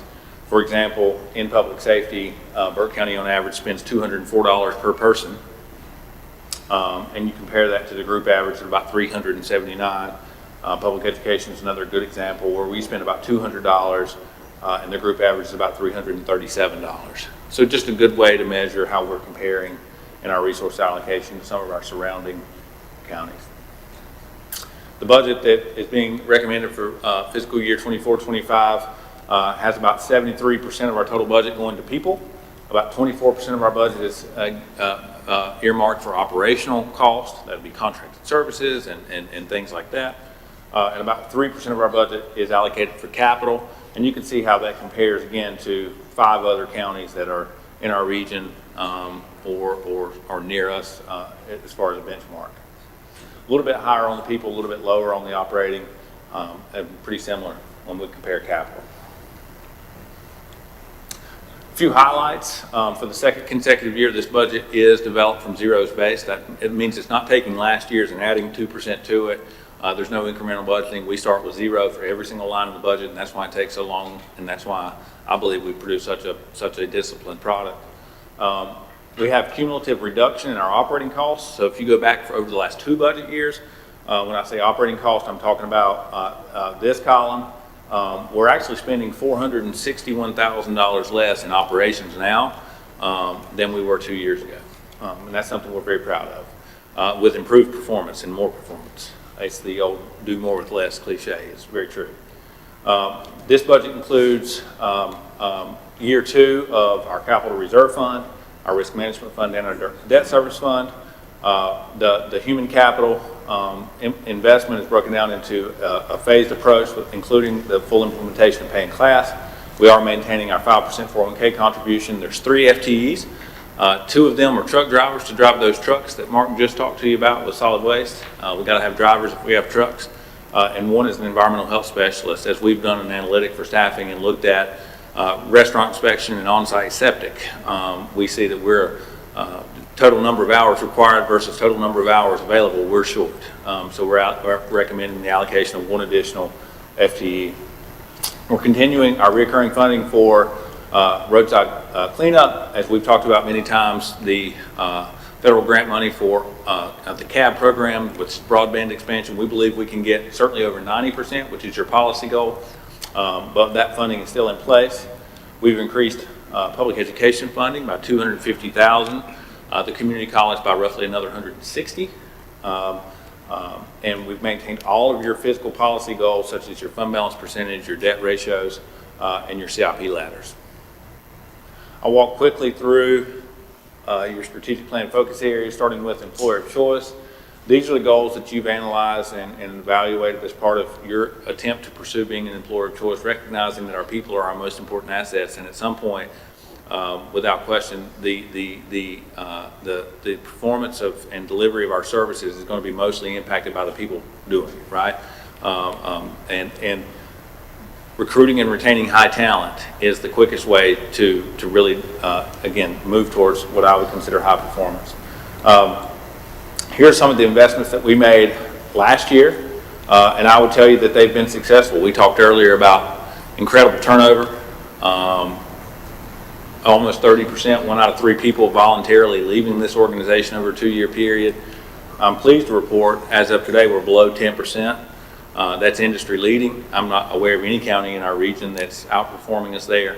And when you keep people, and this is a little bit of a busy chart, but I'll try to explain it. A year ago, out of our roughly 675 employees, 300 of them had worked here less than 1 year. That's a real challenge. That's a real challenge.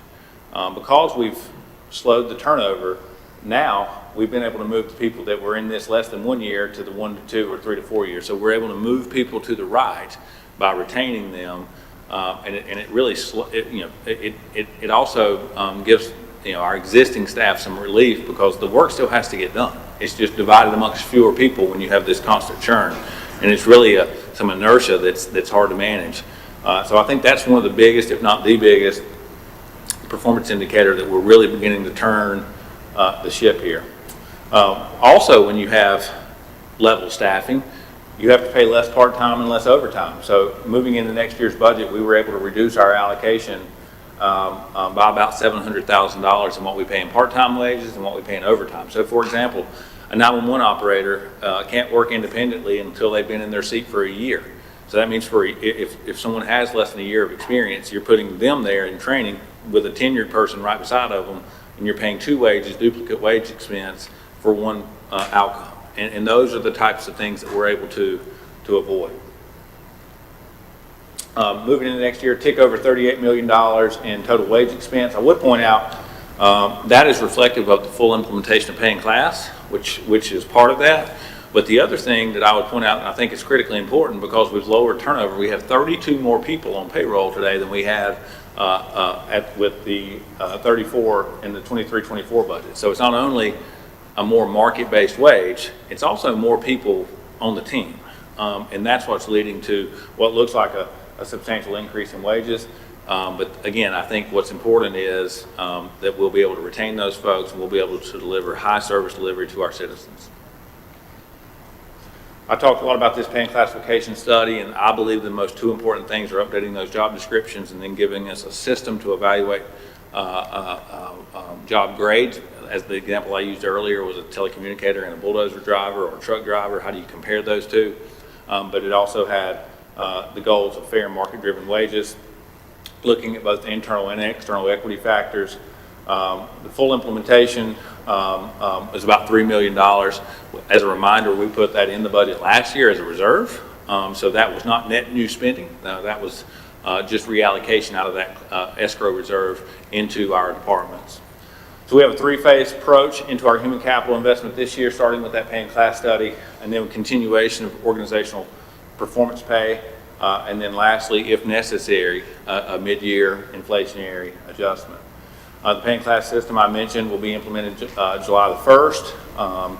That total cost is about $3 million. The performance pay, as you can see there, there's nothing budgeted. There's no dollars there, and I'll talk about that more in a moment, but here's the concept. We have identified 5 measurement criteria across the organization that, if we achieve them, generate substantial savings. So let me give you an example. If we're able to reduce our workers' comp cost by $10, we grab 2 of those dollars and give it back to our employees who are being more cognizant about safety measures, more cognizant about how they help each other, more cognizant about reporting things, and we really push training, and that's one example. Other risk management costs, wellness costs, we're self-insured, self-funded for employee wellness, and I'll talk about that more briefly, but the concept is if we buy into performance metrics that generate savings for the county, a portion of that savings is then returned to the employees to incentivize that behavior moving forward.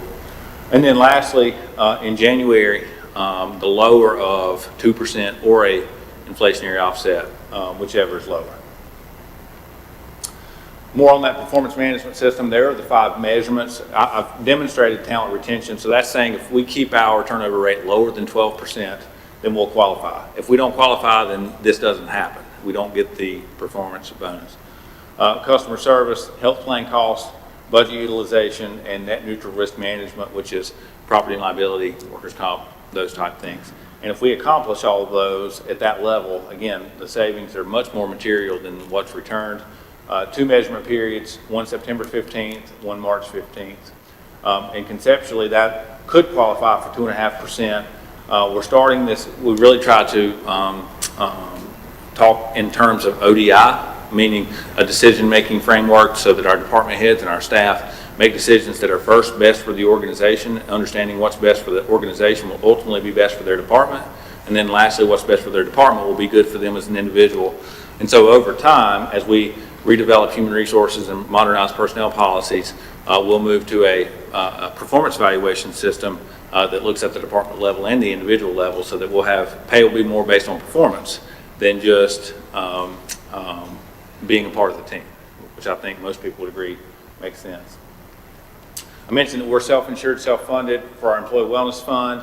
The 24-25 budget does not include a cost shift. Spousal dependent premiums are not being increased. We are maintaining our 100% employer-provided health fund, that's meaning employees will receive that at no charge. We are making an effort of reducing costs. We are making some formulary tier changes, as well as reducing, changing some drugs that have to go through a laddered approach before they get prescribed, and some other weight loss drugs similar to the state health plan that no longer will be covered for non-medical clinical reasons. But overall next year, roughly $8 million plan. We are also trending towards biometrics in the fall, which will measure employees' health across 4 regions: A1C, cholesterol, waist circumference, and blood pressure. And if they have risk factors that indicate disease management state, then we'll put them with a health coach. Because what we know is for every $1 of prevention, you save $4 in claims. And we're trying to reduce the cost of our employee wellness fund.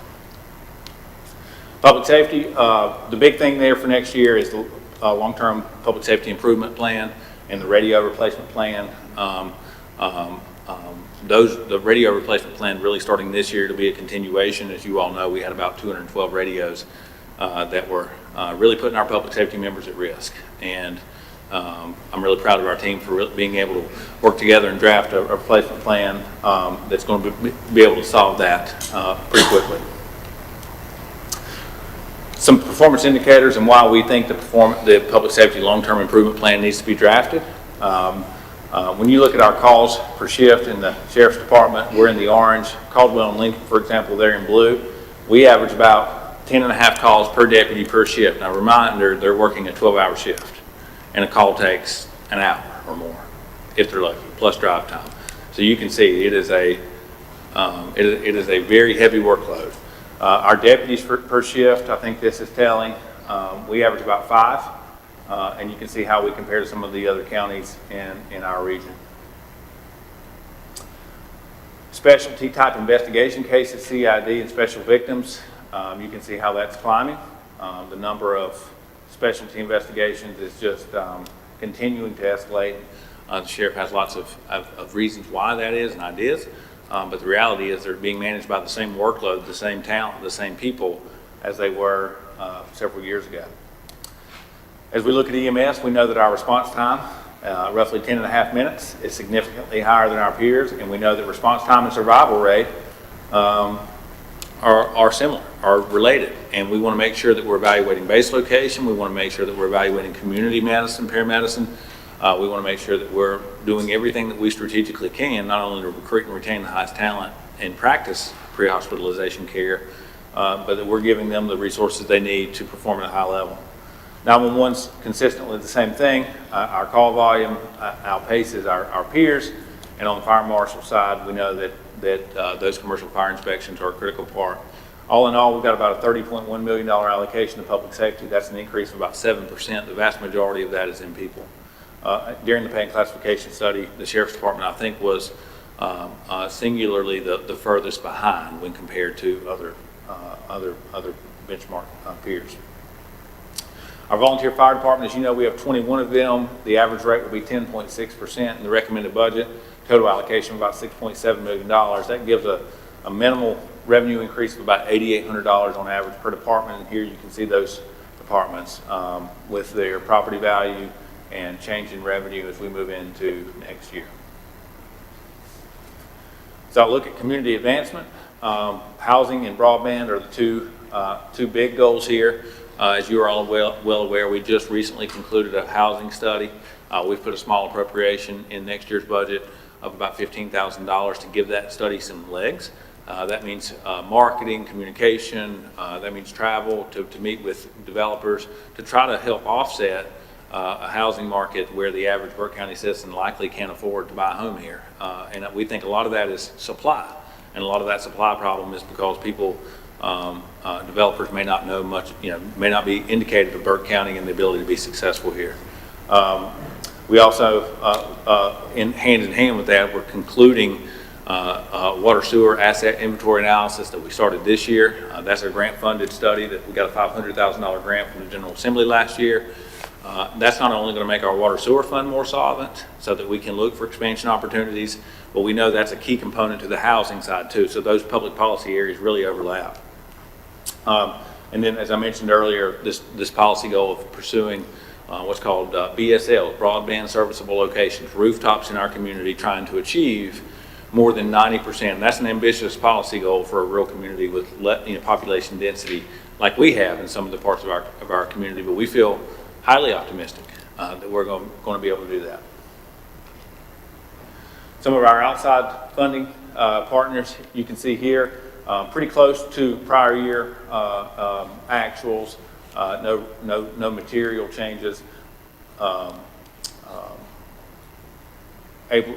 Pleased that we're able to continue to support the meaningful work that these folks do.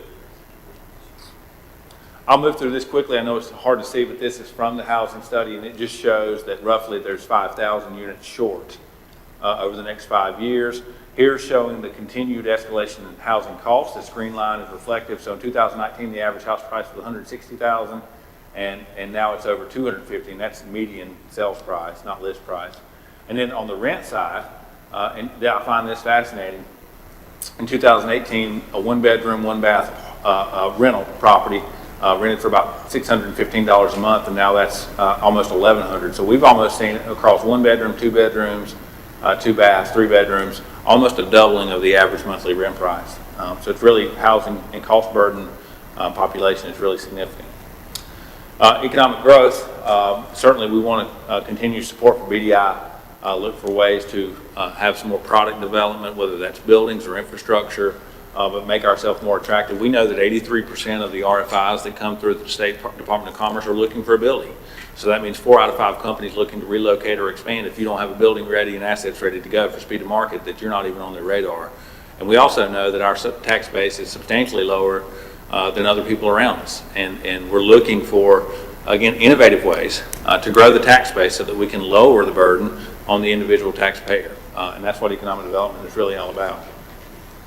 Here's some of our economic indicators. Again, Medicaid population, 31.4%. A tremendous amount of our folks have food insecurity and what we consider living in poverty. I've compared our per capita income and average weekly income to the state averages just to show that we're lagging there. That's why economic development as a public policy initiative, I think, continues to be a priority and something that's important. Not to mention we have roughly 22,000 people who leave Burke County every day to go find work. That's a real challenge. And another 13,883 folks who come into this community to work. And we polled a sample population of those inbound folks, those 13,000, and 70% said if they could find and afford housing here, they would choose to live here. Staggering number.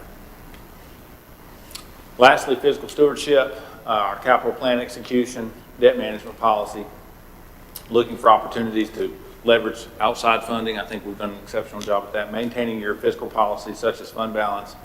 We'll evaluate personnel FTE requests and then look at these manufactured reengineering cost saving initiatives. This is how we measure our performance as it relates to fiscal stewardship. I mentioned our debt ratios really are national leading. So one of those is what's called a 10-year payout. So that's measuring how much of our debt will be paid off over the next 10 years. We're at 77.8%. This is Burke County, and again, how we compare nationally to other similar sized counties and how we compare inside the state of North Carolina. Moody's and S&P would say anything over 50 is about as good as you can do. So that's a really strong metric. We also look at our debt service, so what percentage of our total spend plan is attributable to debt. We're at about 6.9% actually, which is the strongest category. And then lastly, debt to assessed value, and assessed value being your ability to generate revenue. We're at 0.3%, and really the bond rating agencies would say anything lower than 2 is about as good as you can do. So we're exceptionally strong there. Transition to personnel requests. From our departments, there continues to be more work and more pressure to perform, and that was indicated in their personnel requests. We had requests for 33.5 new positions. That would have cost $1.7 million. What is included in your budget is the recommendation of 3. 2 of them are solid waste truck drivers that we just talked about. And again, as I mentioned, 1 environmental health specialist. Total cost for that's about $211,000. We're staying committed to our technology plan, focusing on automation, security, and citizen interface. We got about $290,000 programmed in next year for just general computer PC replacement. And the total budget for IT is about $3.4 million.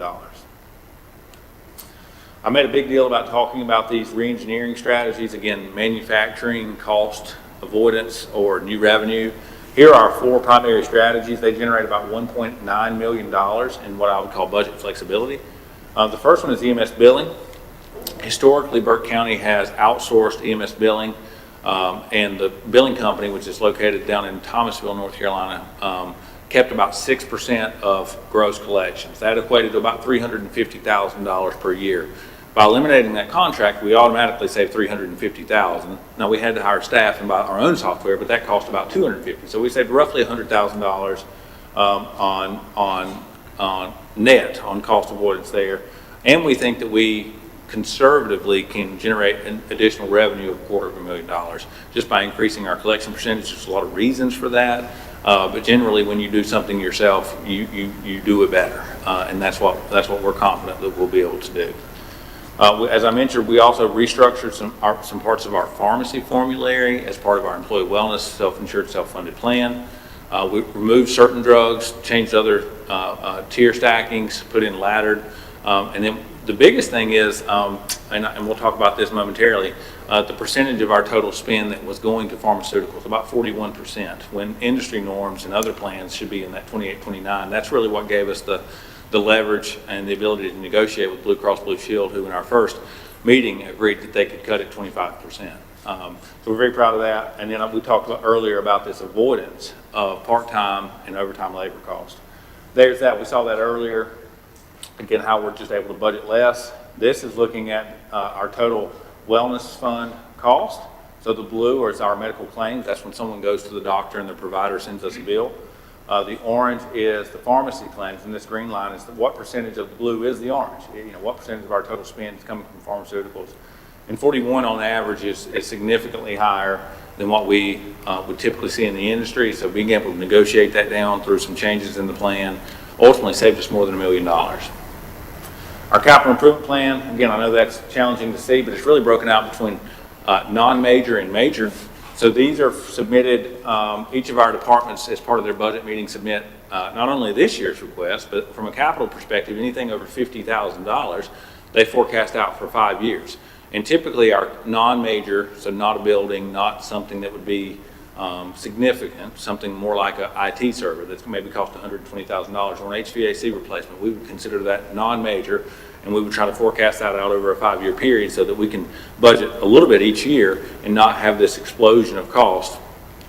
And so our department heads have helped us do that. We try to keep that flat. I know this is difficult to see, but out through 26, 27, you can see it's about $1 million a year. So for example, if another priority shows up now, they're likely talking about 27, 28 before they get into the plan. And again, that flat spending gives us predictability and consistency in our capital budget. Here we've done it for water, sewer, and solid waste, roll-off trucks, a new scale at solid waste, and then some water meter replacements, which are highly aged in the ground of some of our water customers. These are our major projects. Again, I apologize that it's kind of fuzzy. You've seen this many times, but of our roughly $53 million major capital project initiative, the vast majority is from one-time grants or federal grants. As you are aware, Animal Services and EMS and the courthouse improvements are underway. We just received notification on Indian Hills Pump Station that we were awarded a $2.4 million federal grant, so that's a big win for our team. But we're pleased to continue our commitment to capital improvement in an affordable way as part of next year's budget. Public education, I would remind you, last year at your policy work session, you really looked at some performance indicators for public education, and you identified 3 fundamental goals. 1, we're 99th out of 115 in local education funding, so we want to be more competitive. 2, our teacher supplements were lagging substantially, which was leading to high turnover in the classroom. And number 3, our student-teacher ratios were substantially higher, 16-to-1, when compared to other school districts in North Carolina. So again, you did do a roughly 25% increase in funding last year. This is in last year's budget, roughly $3.7 million a year reoccurring. Got them up to a flat funding level of $20 million. That $20 million, I know that's difficult to see, but of the $20 million, about 10.2 of that's going to their people, going to the Board of Education employees. Another 8.3 in operations, custodial contracts and legal fees and insurance and those type of things. And then about 1.4 is going to capitals, facilities, and extracurricular stuff. So that's just a breakdown of the 20 million. I am pleased to say of your goals, the teacher supplement number, I know that you can see there, increased by 63%, went from an average of $2,229 to $3,600, and that is meaningful to those teachers. So you've made yourself more competitive, or Burke County Public Schools are certainly more competitive as an employer. And then lastly, I think this is one of the most interesting data statistics. If you look at student-teacher ratio in 2021, we're here. This is Cleveland, Catawba, Rutherford, Lincoln, Gaston, Rockingham, Moore, Rowan, Salisbury, and Nash Rocky Mountain Schools. But the blue is your 2021 2022 staffing ratios, and the orange is now. So we, out of all these folks, Burke County Schools are the only ones who have improved. And I think there's a lot of reasons for that, but certainly it's helpful that this board has prioritized that. Next year's budget includes about a $250,000 increase. That gets us to 94th out of the other LEAs in North Carolina, about $1,840 per pupil. Community colleges, as you're aware, there's about 58 of them in North Carolina. We compare very favorably. Clearly, population FTE is students for community college. We're much smaller, about 50% smaller than the state average. But if you look at the state average for county operational per FTE or state and federal, we're within 1% of what the state averages would be. So we're really solid. When you look at our funding across these peers, we're right in line as a percentage of FTE, as a percentage of the county's total general fund, and as a percentage of the amount of cents on our tax rate, roughly 3.6 cents on the county's tax rate goes to the community college. Moving into next year, it's about a $160,000 increase, total funding of about $3.47 million. That does meet their request, and it continues year 2 of their flat capital funding. As you can see, prior to last year, it was kind of volatile, which makes it very difficult to budget. This includes a year 2 of $450,000 into a escrowed capital fund to use at their discretion. So now transitioning to our enterprise funds, wrapping up here. Again, these enterprise funds by statute are designed to be self-sustaining and supported through user fees. We're trying to change the narrative through improvement in the business envelope. That means, what do we charge our customers? How does that compare? How are we spending our money? What is the measured ROI? Why are we losing money? And as you can see, this has been the operational loss each of the last 4 years. We are trending towards more of a break even in the current year that we're in. We're pleased about that. What's more exciting is that we have a expected surplus next year of $1.25 million, which is the first time in a long time that that's happened. Again, and the indirect impact of that is reduction of pressure on the general fund property tax rate. So for the solid waste department, we got budgeted revenues of 6.6, almost 6.65, and total expenditures about $1 million lower than that. We're continuing to do a long-time rate stabilization study. As you all know, that, when you close landfills, you have to monitor that for 30 years, and that cost of closing that is excessive. So we want to make sure that we have rates that mirror that. Not only are we insourcing this transport, which is a $1.2 million gross cost reduction, we have to hire people and buy trucks, all those things we talked about today, and that's about a $400,000 cost. So the net savings is about $800,000. But we're also going to insource our own cardboard recycling. Currently, we have a contract for the public to pull that cardboard, whether it's full or not, and to haul it to an agent where they also keep the revenue. We envision installing compactors so that we can compact the cardboard. That will not increase the number of hauls, so we won't need new trucks and new labor to do that, and we'll also get to sell the cardboard on the secondary market. So we think that'll have a positive impact. Lastly, we're going to simplify our billing records and make sure that we're, again, a little bit more of an entrepreneurial mindset as it relates to what comes into our facility. On the water sewer side, we are standardizing. We have on the sewer side, we have 4 municipal sewer customers, Road Hills, Connolly Springs, Hildebrand, and we have one more. Historically, those contracts have gone back for more than 40 years without being updated. And for 2 of the 4, we were charging them a rate lower than, see how good I can memorize it, lower than what our cost to treat the wastewater was. So we've standardized that at $5 with each of those partners. We think that'll generate about another $101,000 in revenue. We also, as I've talked about earlier, are completing this AIA study, which we believe is the solution to fix water sewer in Burke County. I'll be quickly here, but in the retail environment, they call it spoilage, which is you buy product, because we're a purchase water, purchase sewer system, which means we buy water and then we sell it to customers at an increased price. We don't treat our own sewer, wastewater either. We collect that, and Hickory and Valdez treat that for us. And what we've noticed in both of our systems, this is the water system. The blue line is what we buy. The orange line is what we sell. The gap between the two is what I'm calling spoilage. And we believe that that is substantial, and it's leaks, it's lost water, and it's lost revenue. And this AIA study, we believe, will be the conduit, if you will, to help alleviate that and make our fund solvent long term. Same on the sewer side. We're treating more than we're selling. So we're literally subsidizing other systems across Burke County, and we want to increase that or fix that over time. We think that's the key to expansion and to long-term performance. So just to summarize, other budget deliverables. I mentioned no increase on the health insurance side. We did make some modifications to the dental plan that we think employees will appreciate. We do feel like we met all high priority operational capital needs. We implemented a fleet management plan. We're transitioning to biometrics and incentive-based wellness, and we're increasing the per store policy to $5,000. Mr. Chairman, I'll answer questions. I know that was extensive. It's a lot of information. I appreciate your patience in more than 10 seconds. That was highly appreciated.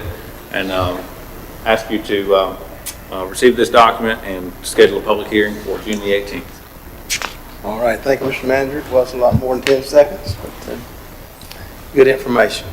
Gentlemen, any questions for Mr. Epley at this time?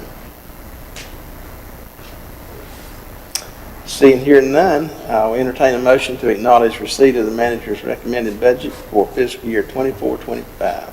So moved, Mr. Chairman. Thank you, Mr. Burns. Those in favor signify by the uplifted hand. 3-0. I'll also entertain a motion to schedule a public hearing for Tuesday, June the 20th, 2023 at 6 p.m. or as soon thereafter as persons may be heard, and vote by a show of hands. Do I hear a motion? I'll make the motion, sir. Thank you, Mr. Smith. Those in favor signify by the uplifted hand. 3-0. Thank you very much. Again, thank you, Mr. Manager, and all the staff for all the work that has gone into this budget.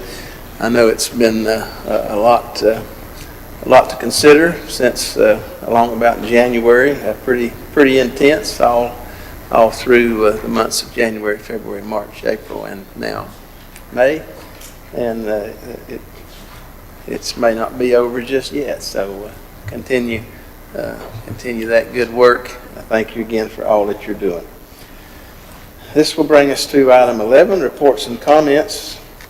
And I'll open the floor for those comments this time. I appreciate Matt Johnson sitting in tonight for our finance officer.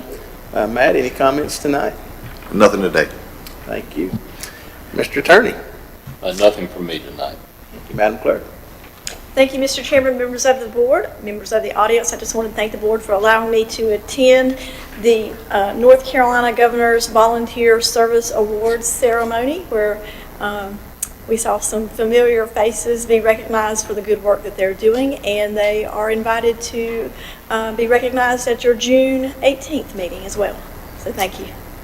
All right. Thank you, Madam Clerk. Mr. Manager? No, sir. Thank you. Mr. Smith? He's running out of wind. He didn't have any more left to make a comment. And I don't have one either. Thank you, sir. All right. Thank you. Mr. Burns? I just want to tell the county manager and staff how much I appreciate this budget and this presentation. One of the things that did ring true to me as we were listening to that, and how you guys were so innovative and trying to get this budget for us this year and hold the tax rate where it's at. I'm extremely appreciative, but it didn't go above my head that we need to continue to look at ways to diversify our revenue. So I look forward to any thoughts that we have on that going forward as well, because I'd like to think that there are still things that we could do to kind of hold the ship right for next year too. All right. Thank you, Mr. Burns. I don't have any other comments tonight. I will make several courtesy reminders. I'll remind you that the county offices and landfill and convenience sites will all be closed for observance of Memorial Day on May the 27th. Our Board of Commissioners pre-agenda meeting will occur on June the 4th at 3 p.m. On June the 18th, our Board of Commissioners regular meeting at 6 p.m. And again, ask groups that might like to come and assist us with the pledge to please sign up to do that.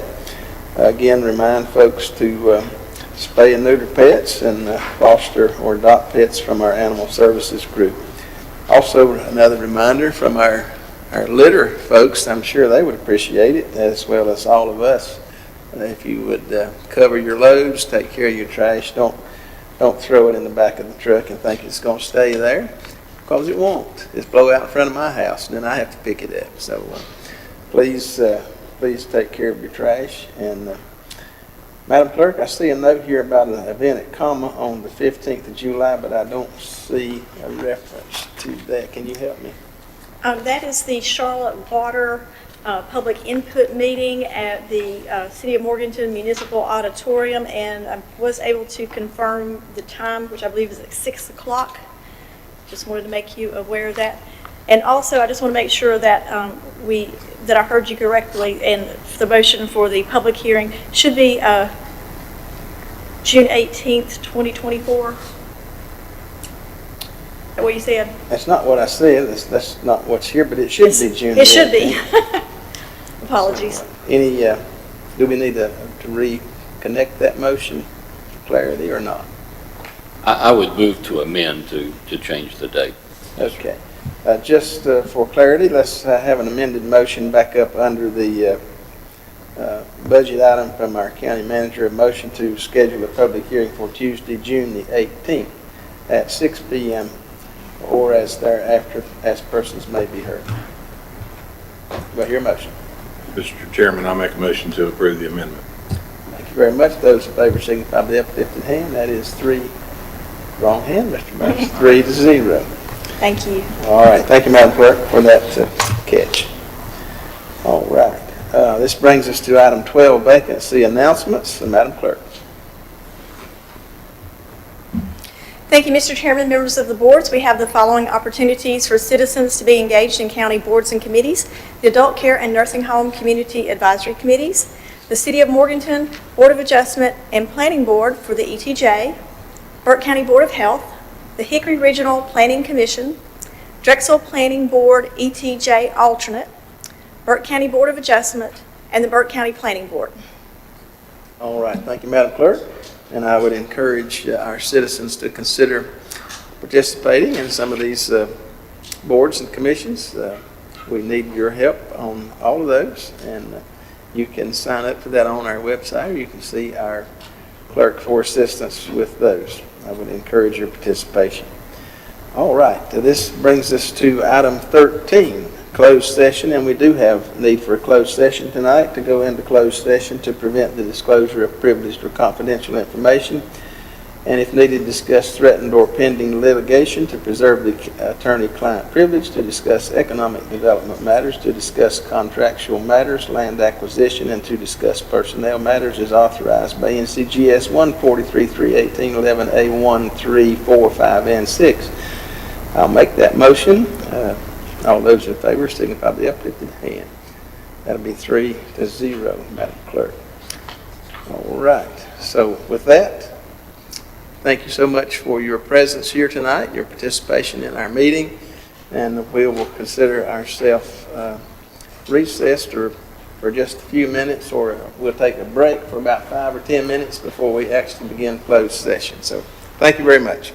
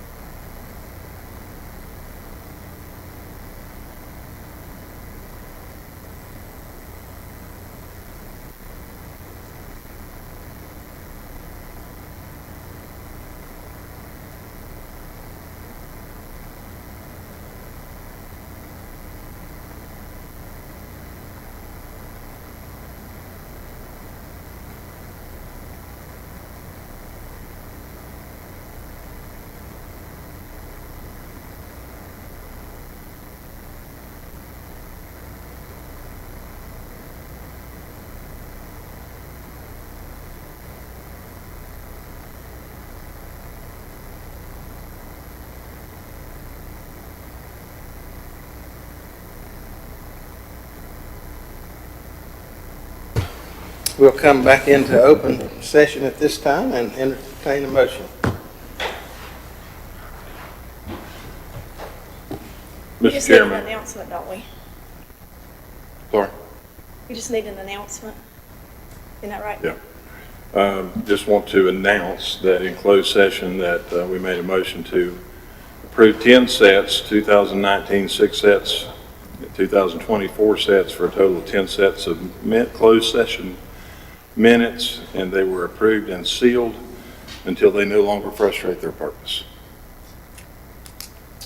All right, having that matter settled and no other matters of business to come before us tonight, I'll entertain a motion to adjourn. So moved, Mr. Chairman. All right, have a motion to adjourn. All those in favor signify by the uplifted hand, 3-0. Madam Clerk. Raise your flag.